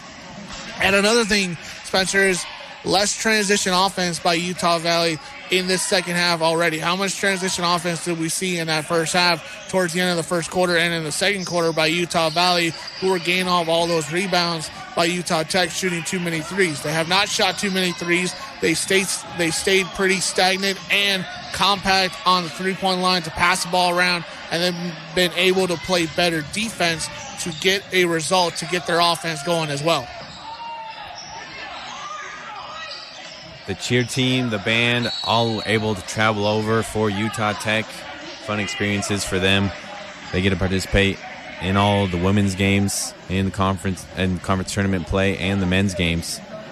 So it's good to see them right now, and we'll be seeing them tomorrow night as well as the men take on Stephen F. Austin at 9 o'clock p.m.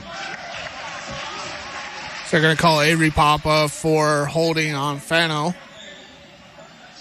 which is, again, something we can live with because they just need to create enough disruption. Yes, there may be some simple hand contact or contact like that, but as long as they don't venture into the 5 double bonus rebound area, Utah Tech can live with that.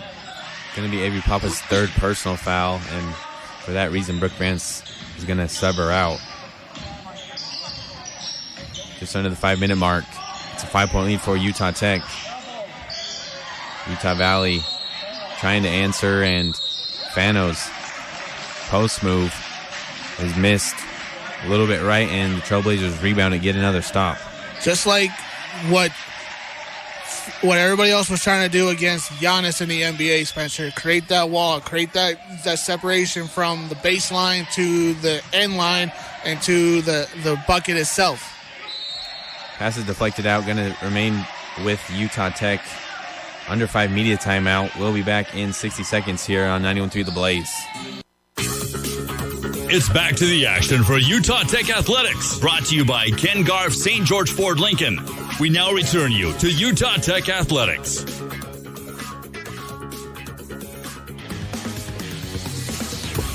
Coming out of this media timeout, the lead of 5 remains for Utah Tech. Been very close matchups, lots of lead changes. Been an exciting game here, and it was all started with that game before, Sam Houston State, Abilene Christian, the Bearcats of Sam Houston, coming out with the victory in that one, 82-81. And just lots of timeouts, lots of free throws at the end of it. It pushed this start, delayed the start of this one a little bit, just because that one was so intense, and it's just had such an exciting finish. And we're set to have another one to match that one with an exciting finish if It still continues to be within single digits. It's been single digits the entire game. Trailblazers led 11-0 at one point, and that lead quickly vanished as Utah Valley bounced back very well. And ever since then, games have been within single digits the entire time. At halftime, Utah Valley was up, and the Trailblazers have turned that around, outscoring the Wolverines at this point by 10 points in the third quarter, and they lead at 50-45. And another big thing is we come back from this to this, Spencer. So I said Utah Valley had 12 rebounds they had 18 rebounds at the end of the half. They only had 22. Utah Tech only had 12 rebounds. We get back to play here. Only had 12 rebounds. They now have 18. They also had only 7 assists. They got 13 assists. So they've changed some things on the offensive side. Shot clock is winding down, 3 seconds, and we will get a foul call on Utah Valley, which is good news for the Trailblazers. I believe Blackham going to get called with a hold there. Yeah, it'll set the shot clock back to 20 so they don't have to face 3 seconds coming out of the break. Breunna Gillen to inbound and gives in to Maggie Mccord. Just a 5-out possession for the Trailblazers. Now Emily Issacson goes inside, and Amber Karchner trying to take her man going right. Floats up the layup and missed just long. Rebounded there by Utah Valley. 3 is going to be attempted there by Fano. She misses that one badly. And Amber Karchner of the Trailblazers gets the rebound. It's a 4-on-3 for Utah Tech. Karchner drives, kicks out to Maggie McCord. 3 from the right corner. Hits the top of the backboard. And a weird bounce is contained by Utah Valley, but Tafisi trips and slides out of bounds. So after all of that, the Trailblazers get the ball back. So what happened was Utah Valley misses a simple shot there. There's a scramble for the rebound. Utah Tech comes over the rebound. Karchner passes over to Gillen. Gillen hit the complete entire backboard and missed that 3, but Utah Valley came up with it but stepped out of bounds as they were trying to transition into it. Brooke Vance taking the 3 from up top and miss long. And Blackham of Utah Valley has it. Just as Utah Tech wasn't taking too many ridiculous three-point shots, they come back with 2 ridiculous three-point shots. Blackham enters it in to her forward and go high-low, do the bigs. And Fano gets an easy bucket there for Utah Valley. The lead is now to 3 for Utah Tech. Well, it's easy when you're ripping people's arms and legs off and you're making sure that you can get the rebound there as Emily Issacson comes up with a bucket there and just being able to put a simple layup up. Issacson got the separation. Easy bucket there. And the lead jumps back up to 5-4 Utah Tech. The largest lead of the game for either team was 11 by Utah Tech when they led 11-0. But this game has just been neck and neck as a 3 is hit there by Utah Valley from the right wing. Brooke Vance trying to answer for the Trailblazers. Can't get that 3 to go. Maggie McCord gets the rebound. Staying strong, going back up with it. Backs her opponent down and gets the tough shot to go. 54-50. Utah Tech still ahead. 2:15 to go here in our third quarter. Utah Tech's found some little spark on offense in this second half, and they've been able to run with it ever since then. They're not afraid of Utah Valley and their tough offense. Pressure shown by Breunna Gillen. Now pass down the short corner for Utah Valley. Shot goes up, and offensive rebound is in the hands of Fano. Little reset here for Utah Valley as their possession continues. Yeah, they keep, so far early in this one, they have stagnated Utah Valley in their offense as they get another clean shot there. Tafisi coming off Kausinga's ball screen and was a little firm on her floater, but it just kissed off the glass and went in. Utah Tech leading it by 2. Talia Stimson going up. Air ball in the layup, a lot of contact there. We play on, though. Utah Valley gets the rebound, and 3 is shot up there by Fano, and she nails it from the right wing, right in front of her coach. And Utah Valley taking the lead back here with a minute to go in our third quarter, 55-54. Brooke Vance trying to find Maggie Mccord. McCord getting held on as she's cutting. And the Trailblazers will get an under OB here. And that will be the 4th team foul on Utah Valley. Like I said, it's easy to be ahead by 1 point, when you keep playing the style that Utah Valley plays, which is aggressive, which is right up in your face, which is not going to let you get a simple, easy shot, which is a good style, but Utah Tech's finesse ways have always been able to keep them ahead. They just have to find a way to simplify it enough to get this win. Trying to find options on the out-of-bounds play, and all Gillen can do is float it out to Brooke Vance. Everyone getting a touch here. Maggie McCord now has her catch straight away. Going to fire up the 3 and hit it. Nice 3 there by Maggie McCord, straight up top of the key style. You can't miss it if you look right at the basket. Shot clock's off. Utah Valley's going to have to fire up something here. Oh, excuse me. We had a little malfunction on our monitor. 40 seconds to go. We apologize. And shot taken there by Fano is missed, and Utah Tech gets the stop. Breunna Gillen going up, and I believe she got hit in the forehead there. That's going to be a foul on Utah Valley, and 2 free throws for Breunna Gillen. You could have called it you could have given it to Breunna Gillen or Emily Issacson. Both of them got fouled as they were trying to come up with a basketball at the very end of that one, as we see I'm looking around here in the arena here as we're here, Spencer. I see plenty of Utah Tech fans. I see some of the students, some of the fans, some of the parents, obviously the band. I'd be willing to bet that Cal Baptist is there as well, as their next game will be against either one of these 2 teams. I see Mike Olson over there in the corner as we're across the court from him. Breunna Gillen going 1 of 2 from the line. 25 seconds to go in this third quarter. The Trailblazers lead it by 3. Obviously, we got the men's basketball team behind us. We got them cheering on the women.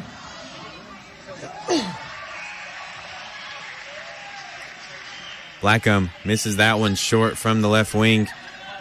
Offensive rebound. And by Tausinga, and keeping the possession alive. Tough baseline jumper is hit there by Kaylee Ryan. And that jumper is going to only give Utah Tech a 1-point lead as the third quarter has come to an end. Stay with us here. It's going to be an exciting fourth quarter. Utah Tech 58, Utah Valley 57. We'll be back here shortly on 913 The Blaze. It's back to the action for Utah Tech Athletics. Brought to you by Ken Garff St. George Ford Lincoln. We now return you to Utah Tech Athletics.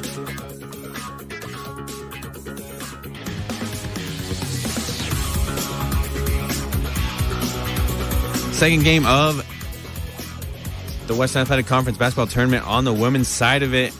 The Trailblazers 58, Utah Valley 57. One more quarter to go. And, I mean, just straight up back and forth. The first quarter, Utah Tech outscoring Utah Valley, leading it. Now at halftime, Utah Valley has the lead. And then the Trailblazers outscoring the Wolverines in the third quarter. So we'll see what happens in this fourth quarter. Hopefully it doesn't follow this pattern, because then it's Utah Valley's turn to win the quarter. Trailblazers responding a lot better on the defensive side of it. Fano and Afoa have really had to earn it, the bigs for Utah Valley in this third quarter, and life has been made harder for them. Yeah, but the thing that comes back to Utah Tech's favor is that finally they have some double-digit scorers. Maggie McCord's at 14 points. Breunna Gillen's at 10 points. Emily Issacson is at 4 points. Amber Karstner is coming back into the game. She's got herself 4 points. But you got to give it to Utah Valley. Beyond has 12, and Fano has 16 in this one. And both of them have just been stellar and tough enough to keep Utah Valley in this game. They won't let them go away. Trailblazers got possession to start the half.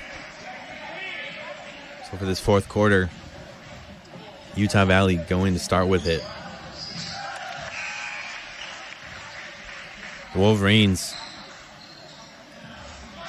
don't live by the three as much as the Trailblazers do. 7 of 18 overall. Good for 38%. And Utah Tech, 10 of 29 from three. 34%. Maggie McCord, 4 of 8, though, from beyond the arc. She's done a great job. for the Trailblazers, especially in this one. Bion, Blackham, Fano, Nabry, and Afoa, the 5-4 Utah Valley, the Trailblazers. Sticking with the starters who have been so solid this entire season: Breunna Gillen, Amber Karchner, Avery Papa, Emily Issacson, and Maggie Mccord.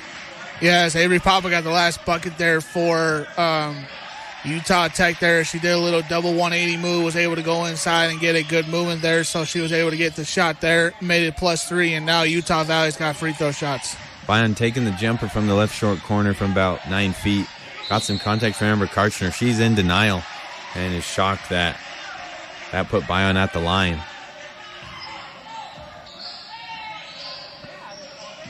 Well, the good thing is bonus don't go into quarter by quarter, so you have to start all over. So what would have been possibly a bonus situation for the next 9 minutes for Utah Valley only turned into one foul. Which is what one of the few differences between the men's and women's at the NCAA level, but it just works really well for the pace of play and for the women's formatting, and it's cool that they do it this way, similar to the NBA. Once each team reaches 5 fouls as considered the double bonus. Which soon the men in college will go to that, but they stick with bonus and then bonus plus.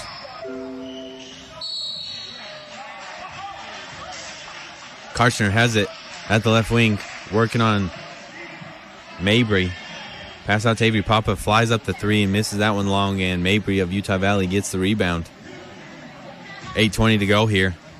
60-59. Trailblazers still lead this. And we're going to get another foul here on Amber Karchner. Yeah, as Amber got called for a reach in there, and she'll take another seat. She just hasn't been able to get a game going today at all. 4 points, a few foul calls there, and just hasn't been able to get her game going at all.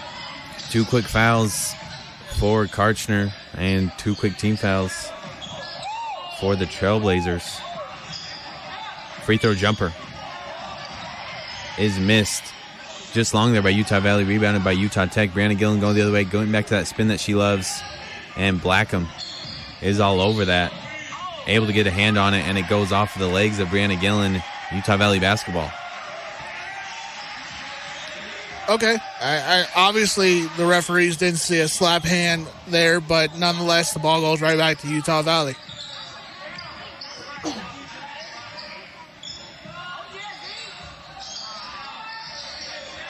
Patient possession here for the Wolverines. Mabry has on the left wing. 2-3 zone. This possession showed by the Trailblazers.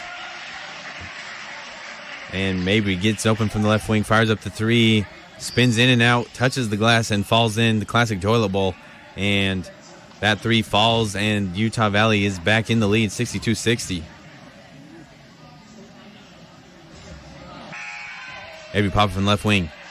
Pass over to Stimson, and she definitely hopped. That's going to be a travel, and Stimson with a costly turnover for the Trailblazers, says they're down by 2 with 7:22 to go here in our game. So 4 bad possessions in a row for Utah Tech there, while Utah Valley in their last 4 possessions, they've been able to walk away with some points. Not good for Utah Tech. Especially when something's open, you get your catch, you get excited, and Stimson definitely got those happy feet, and it was a pretty obvious travel there and just unfortunate there for the Trailblazers. But Stimson's there to make up for it as she gets a steal, and Bion fouling Stimson as she steals it, which all in all is pretty good foul there for Utah Valley. They're able to reset and not give up anything easy for the Trailblazers, and it's only their first team foul of the quarter. And we're 3 minutes gone in this fourth quarter.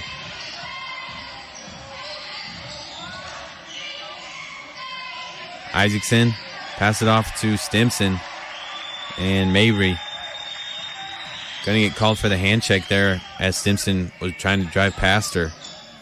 So we are even at team fouls now at 2 apiece with just under 7 minutes to go here in our fourth quarter. As we mentioned, the winner of this one will play the 4 seed Cal Baptist on Wednesday. All these games here of the tournament being played in Las Vegas. Gillen has it. Pass over to Stimson. 5 on the shot clock. Stimson hasn't used her dribble yet. Now she does, going right. And she gets tied up and kind of just gets lost in no man's land. And that's going to be a shot clock violation. 2 turnovers there by Stimson in this fourth quarter. And the Wolverines continue to have the lead here. We have been stuck at 62-60 for quite some time now. Yeah, almost about halfway to go through this quarter here. It's going to be interesting to see what happens in the last few minutes. Jumper taken there by Bion. She loves that mid-range. And from 14 feet, she hits. The lead is 4 for Utah Valley. Breunna Gillen now driving. Had the positioning she wanted. She's been in that spot 1,000 times and just was too strong on that layup. And defense rebound is hauled in by Utah Valley. 5:50 to go here. 3 up. Spins out. And Emily Issacson of the Trailblazers is credited with the rebound. Pass over to Stimson. And Stimson wastes that pass to Blackham. Coach J.D. Gustin got to look to put Amber Karshner back in here as soon as he can. Maggie Mccord taking the 3. She got some space for the Trailblazers, and she hits it. Maggie Mccord keeping the Trailblazers in it with her 5th 3 of the game. A big 3 there by Maggie Mccord. It's going to bring us to almost halfway through this game right now so far. 66-63. Utah Valley with the ball in with the lead.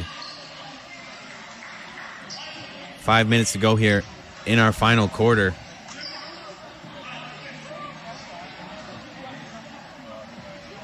Pass over to Fano. Fano gets it back to Bion.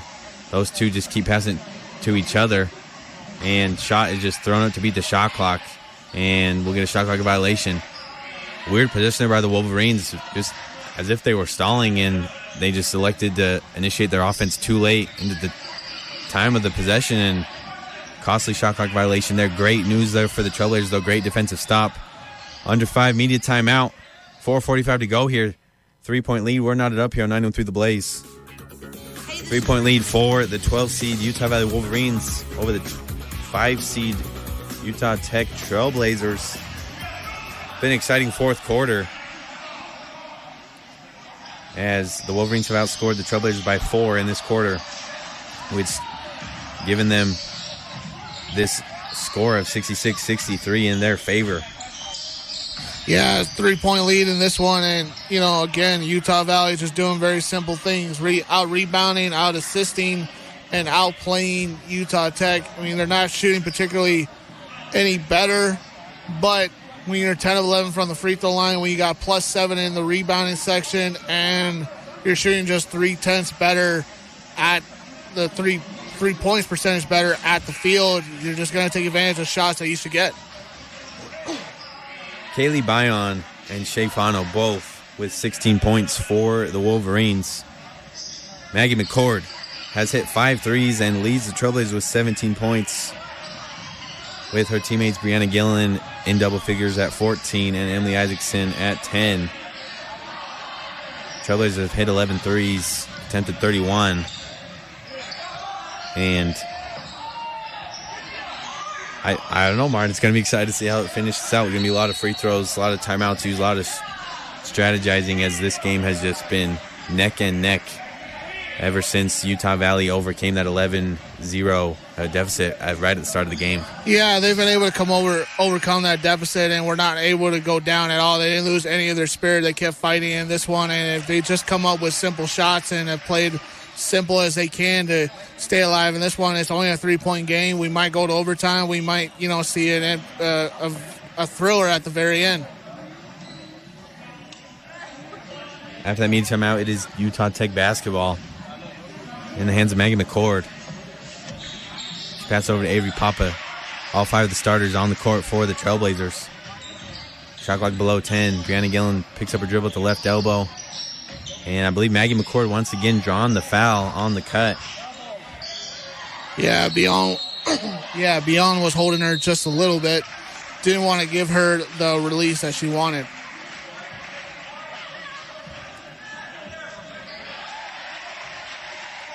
under OB situation. Both teams still under 5 fouls in this quarter. Gillen feeds Karchner. Karchner was in a weird spot, had to take one more dribble to get behind the three-point line, and she still fires it up from the left corner and hits it. A huge shot by Amber Karchner, and we are tied up at 66. The big three that Utah Tech needed in this one, they live and die by that three, but it was a big one. Amber Karchner really is a microwave, heating up any given moment, and she has the potential to take over this fourth quarter. The Wolverines, though, have just been fighting this whole game, and to get another offensive rebound there and going right back up with it, they get it to go and take the lead once again by 2. Yeah, and again, they just keep getting away with wrestling style holdings and all whatnot just to get those rebounds. They're doing a tough job about it. Maggie Mccord just cuts right across the face of her defender and gets her catch and the easy layup to tie this game once again. 3:20 to go here. So Sam Houston State Bearcats were the 9 seed. They upset the 8 seed in Abilene Christian, 82-81. And we have another super competitive game here on our hands, and this being only the second game of the tournament.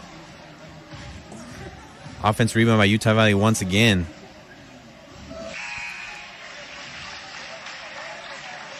Now we're under 3 minutes here. 7 on the shot clock. Blackham and Bion just giving it back to each other. Bion back to Blackham, and she fires up the three and misses it long. And Utah Valley chases down and gets the rebound. The Trailblazers are just getting out-hustled in these last few moments. Tafisi has been quiet this second half, has it, and gets it over to Blackham and to Tasinga. No one's really putting the ball down on the court. Everyone just passing around here for Utah Valley as Fano going up with it, gets her shot blocked, and the Trailblazers finally, after all of that, get a great defensive stop as they get the rebound. Avery Papa going left, gives it to Breunna Gillen. She draws 2 defenders. Great hesitation.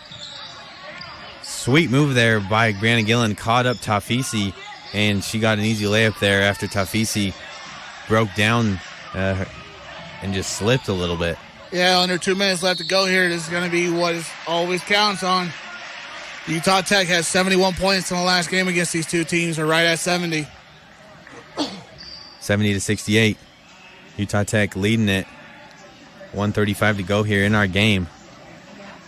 And Fano trying to back down. Avery Papa going to get called for the travel.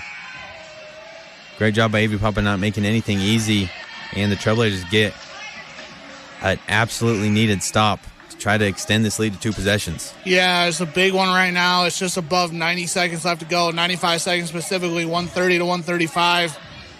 Excuse me, 135 left to go. It's 70-68 still. So we get the replay of Emily Issacson, Breunna Gillen's little pump fake there. Avery Papa leaves her feet, makes a good pass though to Emily Issacson. Issacson quickly dumps it over to Breunna Gillen. Breunna Gillen kick out to Papa for the 3. She can't get it to go. Amber Karchner gets the offensive rebound and goes up with it and misses her layup. And the Wolverines track down that rebound. And all Tafisi's going to do is just dribble past half court. And head coach Dan Nielsen going to take the timeout. Both teams have several timeouts remaining. Yeah, so it'll be just a quick 30-second timeout right here. So still 70-68. Utah Valley's going to try to draw some offense. And if I had to guess, they're going to try to draw something to put inside. And then with a little kick back out to try to get a simple 3-shot to maybe force Utah Tech into some bad bad half-court defense. But if Utah Tech can stay squared and not fall for anything too easy, they should be able to get out of this without any harm. One of the better shooters for the Wolverines in Blackham has gone 1 for 6 from 3-point range today. Has not been a huge answer for them as she has in past games. But off the bench, Mabry has hit 2 threes, going 2 of 4, and Bion going 2 of 4 as well. Still 104 left to go, Spencer. Still, I mean, even though I want to call this game, it's not over yet at all. Even though I want Utah Tech to win, it's not even close. Gonna be a lot A lot of whistles, a lot of fouls, a lot of timeouts in this last minute as this game is only a 2-point difference in favor of Utah Tech. 10 on the shot clock. Bion has it.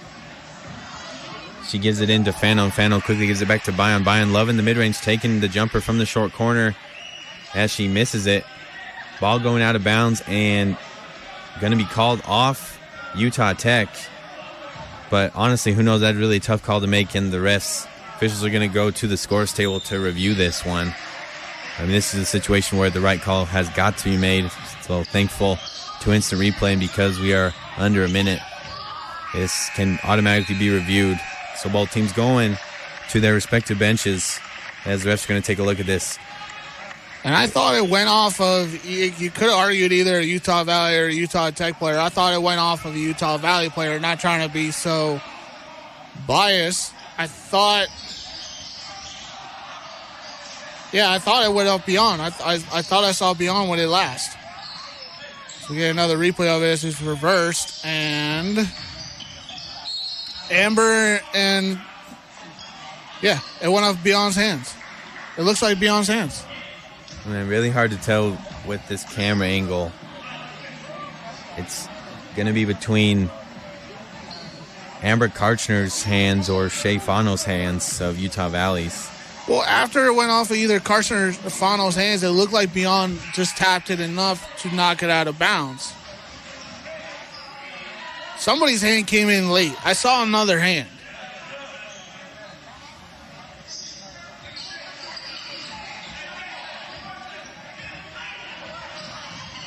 Monitor doing a good job getting as close up as we can, and I still have no idea. So Karchner, Fano, and it looks like Papa's hands are all being involved, and then there's the third hand, and okay, that looks like Karchner's hands.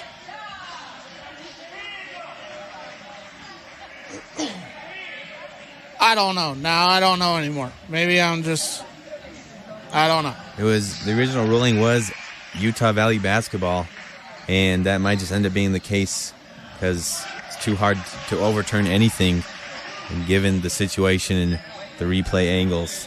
But we will see momentarily what the ruling ends up being. We remind you that tomorrow night, first round of the men's basketball side of things for this conference tournament, Trailblazers will be taking on Stephen F. Austin at 9 o'clock p.m. We will have that one for you here on 91.3 The Blaze. So tune in for that one.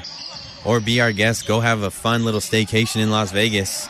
Go support the Trailblazers and go eat some good food, win yourself some money, whatever you please. We welcome you to do it. I'm definitely taking you, since we're out here in Vegas, we're going to a taco place after this because we got to get some food before we drive back to St. George and call it a night tonight. Which, by the way, you're driving, and I only got about $10 worth of gas, so we got to make that last. We can make things work, I guess. Officials are still reviewing this.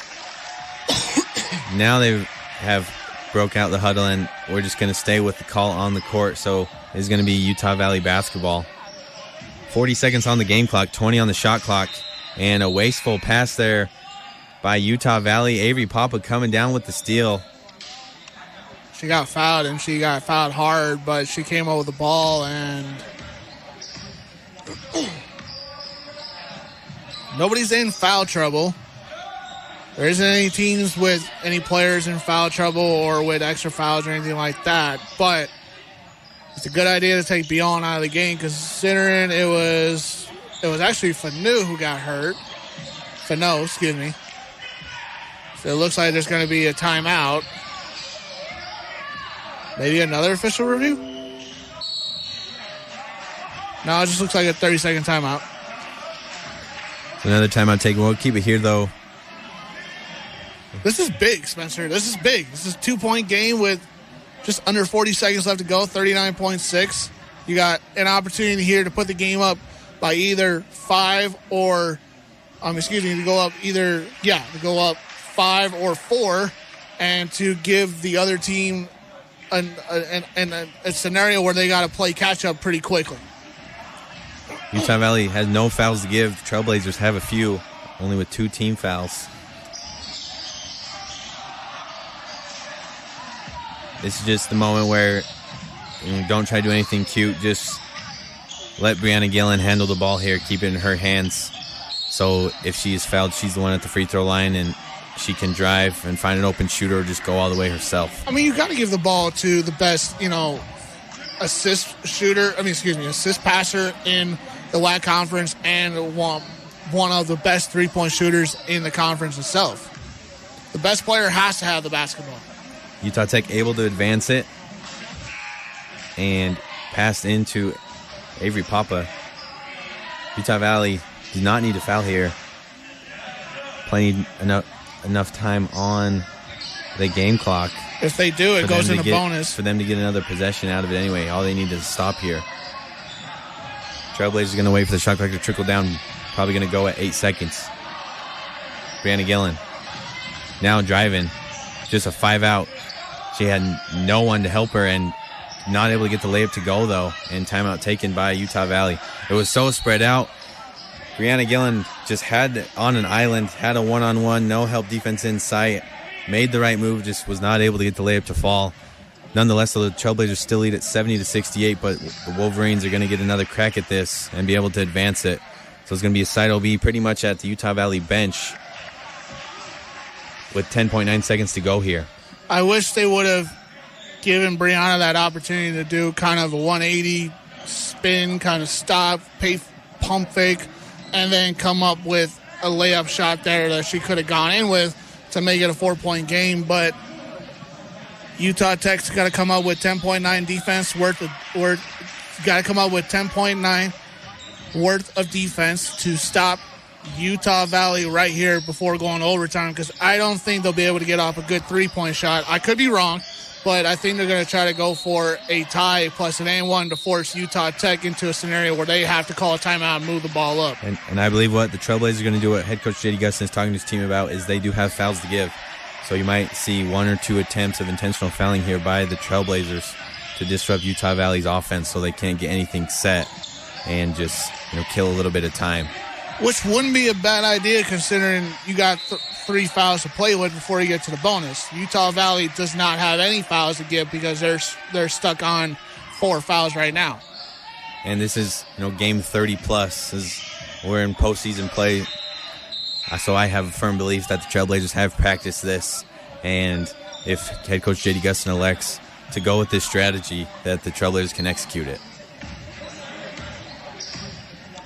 We said 10.9 seconds on the shot clock. The officials have bumped it to 11 seconds on the dot.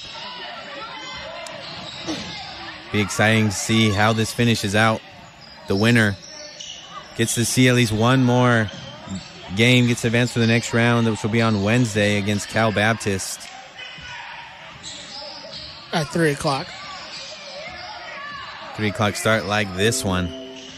It'll be a late start tomorrow night, 9 o'clock for the men's. Here we go here. Inbounded. And now into Beto. She goes up with it, can't get it to go. Fano, she can't get it to go. A jump ball is called, but that is still possession for the Trailblazers. So Utah Valley got a pretty good look, something that they wanted. But Utah Tech was able to haul in that defensive rebound, even though it was a jump ball. Possession arrow still points to Utah Tech. So great defense stop for the Trailblazers. They get possession back. All they have to do is just successfully inbound this ball without turning it over. And they will do that momentarily. Another timeout taken by Utah Tech to advance the ball here. And that's, in my opinion, I think that was a lazy jump ball call right there. I think Beyond just had one ball in the hand. She was trying to rip it out of Isaac's hand, but Isaac had the full possession of the basketball. Beyond was just trying to put a hand on the ball to try to get a jump ball called, and I don't think that referee should have stepped in and called it right there. 3.9 seconds remaining.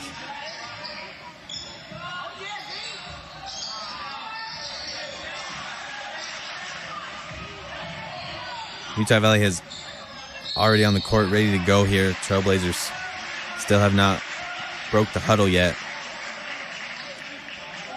And that's good strategy. Don't give the other team an idea of them either, getting an advantage. Don't give them any advantages. Just keep it to where you keep playing guessing games. Karshner inbounds it to Issacson. She's immediately fouled by Tausinga. So Issacson will have 2 free throws. Utah Valley still has timeouts, though, so if Issacson does not hit both of these, Wolverines will still be able to call timeout, advance the ball, and have a chance to tie or win the game. So knock down the first. Issacson hits the first free throw, which is huge. 71-68. Utah Tech leads it. 1 free throw pending. And Issacson does her job, hits both of them. The Trailblazers lead it by 4. And Utah Valley turns that one over. The Trailblazers are going to survive this one. The 5 seed advances here, beating Utah Valley. Great job there by our Lady Trailblazers. They're going to play Cal Baptist on Wednesday in the second round of the WAC tournament. 72-68 is your final. Absolutely exciting finish. Was not the game we were expecting, but it was action-packed, and at the end of the day, Trailblazers win it. Yeah, 19-11 on the year. Obviously, the win won't go into conference play, as that's all over at this point. But my point is, on all of it was a great game by Utah Tech, a great way to climb back into that one, not to give up anything so simple and easy in that one, and to come out as the victors in this game. And they have to get ready for California Baptist on Wednesday. It's going to be a big one against the Lancers. The Lancers beat Utah Tech 75-71 earlier in February, so a big game here for the Trailblazers to move into the quarterfinals of the WAC Conference Tournament. Now, Spencer, we get to move from the Michelob Ultra Arena for tonight, and we get to go to the Orleans Arena on Wednesday. Yeah, the Orleans Arena finishing up West Coast Conference action in these next 2 days. And the Trailblazers win it, 72-68. We're going to take a break here for a couple of minutes. We'll be back with our post-game action. Post-game coverage of this one, all of it sponsored by Ken Garff St. George Ford Lincoln. It's back to the action for Utah Tech Athletics, brought to you by Ken Garff St. George Ford Lincoln. We now return you to Utah Tech Athletics. Wrapping it up here in the Michelob Ultra Arena in Las Vegas, the Trailblazers come out victorious in the first round of WAC Conference basketball action, winning 72-68 over Utah Valley. Trailblazers able to go 3-0 against the Wolverines this season, and will play Cal Baptist on Wednesday, same time as this one was, 3 o'clock. We'll have that one for you here on 91.3 The Blaze. Hard-fought game. Maggie Mccord leading Utah Tech with 19 points, 5 threes. Hit a huge one late there in the fourth quarter, and a lot of lead changes. It was an exciting game, but the Trailblazers come out victorious. Were able to hold down the fort in that fourth quarter and add on to that lead that they had at the end of the third. Breunna Gillen, 16 points, 7 assists, 6 rebounds, doing a little bit of everything as she normally does. Emily Issacson contributing with 12 points and those 2 huge free throws that boosted the Trailblazers' lead to 4 points, which was eventually the final result of this game. Yeah, it was the final result of this game, and 4 points as it was, Spencer, to end this game. And 4 points is actually a funny thing, because how many times do we say a 4-point deficit for Utah Tech versus Utah Valley throughout the end of the first quarter, throughout the second quarter? There was some times in the third quarter and in the fourth quarter, Utah Tech was down by 4. They had to keep it within by 4. They had to keep fighting, and Utah Valley was getting the ball inside and creating opportunities off the glass and creating, 3-point chance opportunities after opportunity after opportunity. Let's not take away anything from Shea Fano, who had 18 points, 12 rebounds, and 6 of 17 from the field is not a bad night at all, Spencer. Most NBA players would love to be 6 of 17 from the field with those type of numbers. So, Utah Tech played really hard down there at the very end. We just heard Coach J.D. Gustin give his post interview there after the win. He said, Emily Issacson is expected to take those type of shots towards the end of the game, who was the big-time player to step up for Utah Tech late in this one to get the win. Issacson finishes with 12 points, 8 rebounds, 1 assist. Breunna Gillen has 16 points, 6 rebounds, 7 assists. She almost had herself a triple-double. You mentioned Maggie Mccord. Avery Papa had 8 points in this one as well. So there was a lot of great team play in this one to crawl back in after being down by 4 a lot in this one and to win the game by 4.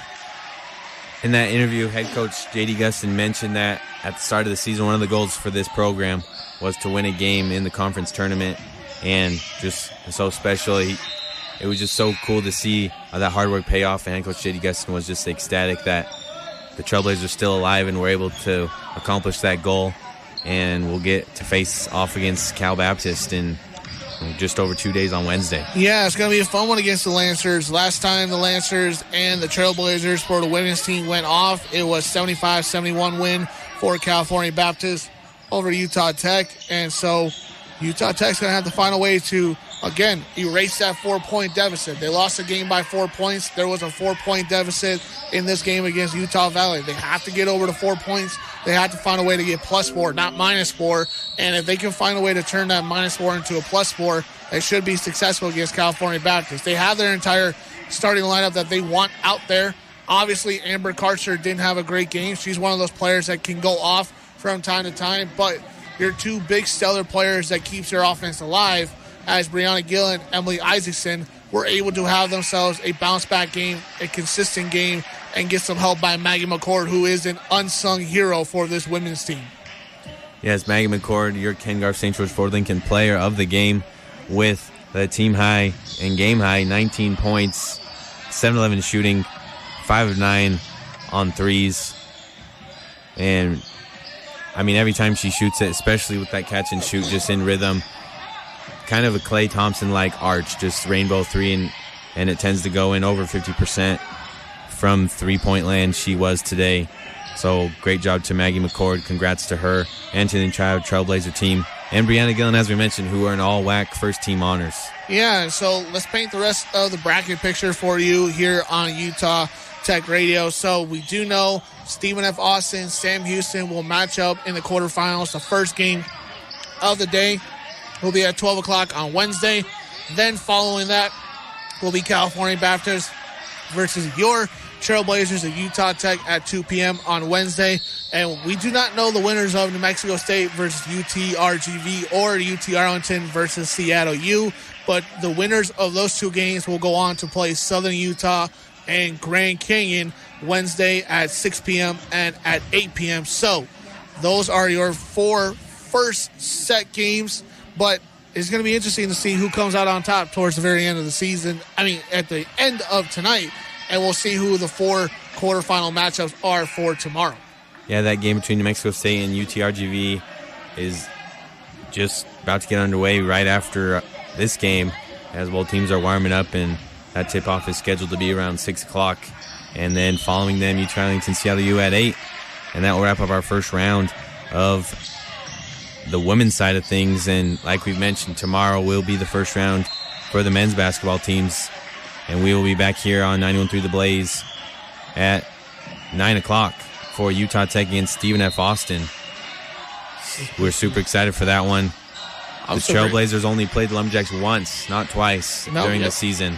And that was a game without Cam Gooden as well. And that was a game you and I called, Spencer. That was a home game after they lost to Sam Houston State on Thursday night. So we called that Saturday night game. And there were at points in that game, Spencer. I know we're trying to wrap this up, but my point on it real quick is there was points in that game where Utah Tech offensively were keeping up with Stephen F. Austin. They were down by 5. They were down by 4. They were down by as much as 7 at some point in that game. But in the second half, Utah Tech's offense died out late. Stephen F. Austin did enough on offense and did enough on defense to get away with a slight double-digit win in St. George, Utah. So will Cam Gooden be a big enough of a difference to make that a closer game? That's going to be the coin toss for that one. If we do win, Spencer, the matchup that everybody went nuts for in this state, the Battle of Southern Utah, could be a possibility in the quarterfinals with Southern Utah and Utah Tech. But we got to get to tomorrow night first before we can think about Thursday night. Yeah, super excited for that, for the potential. We'll have to wait and see. We will see you tomorrow night. Coverage beginning at 8:45 p.m. on 91.3 The Blaze. Thank you for being with us. The Lady Trailblazers win it 72-68. That does it for us today. Back to the top music here, top 40 hits on 91.3 The Blaze. You've been listening to Utah Tech Athletics on Utah Tech Radio 91.3 The Blaze. Brought to you by Ken Garv St. George Ford Lincoln. For more information on Utah Tech Athletics, UtahTechTrailblazers.com. Thanks for listening to Utah Tech Radio 91.3 The Blaze.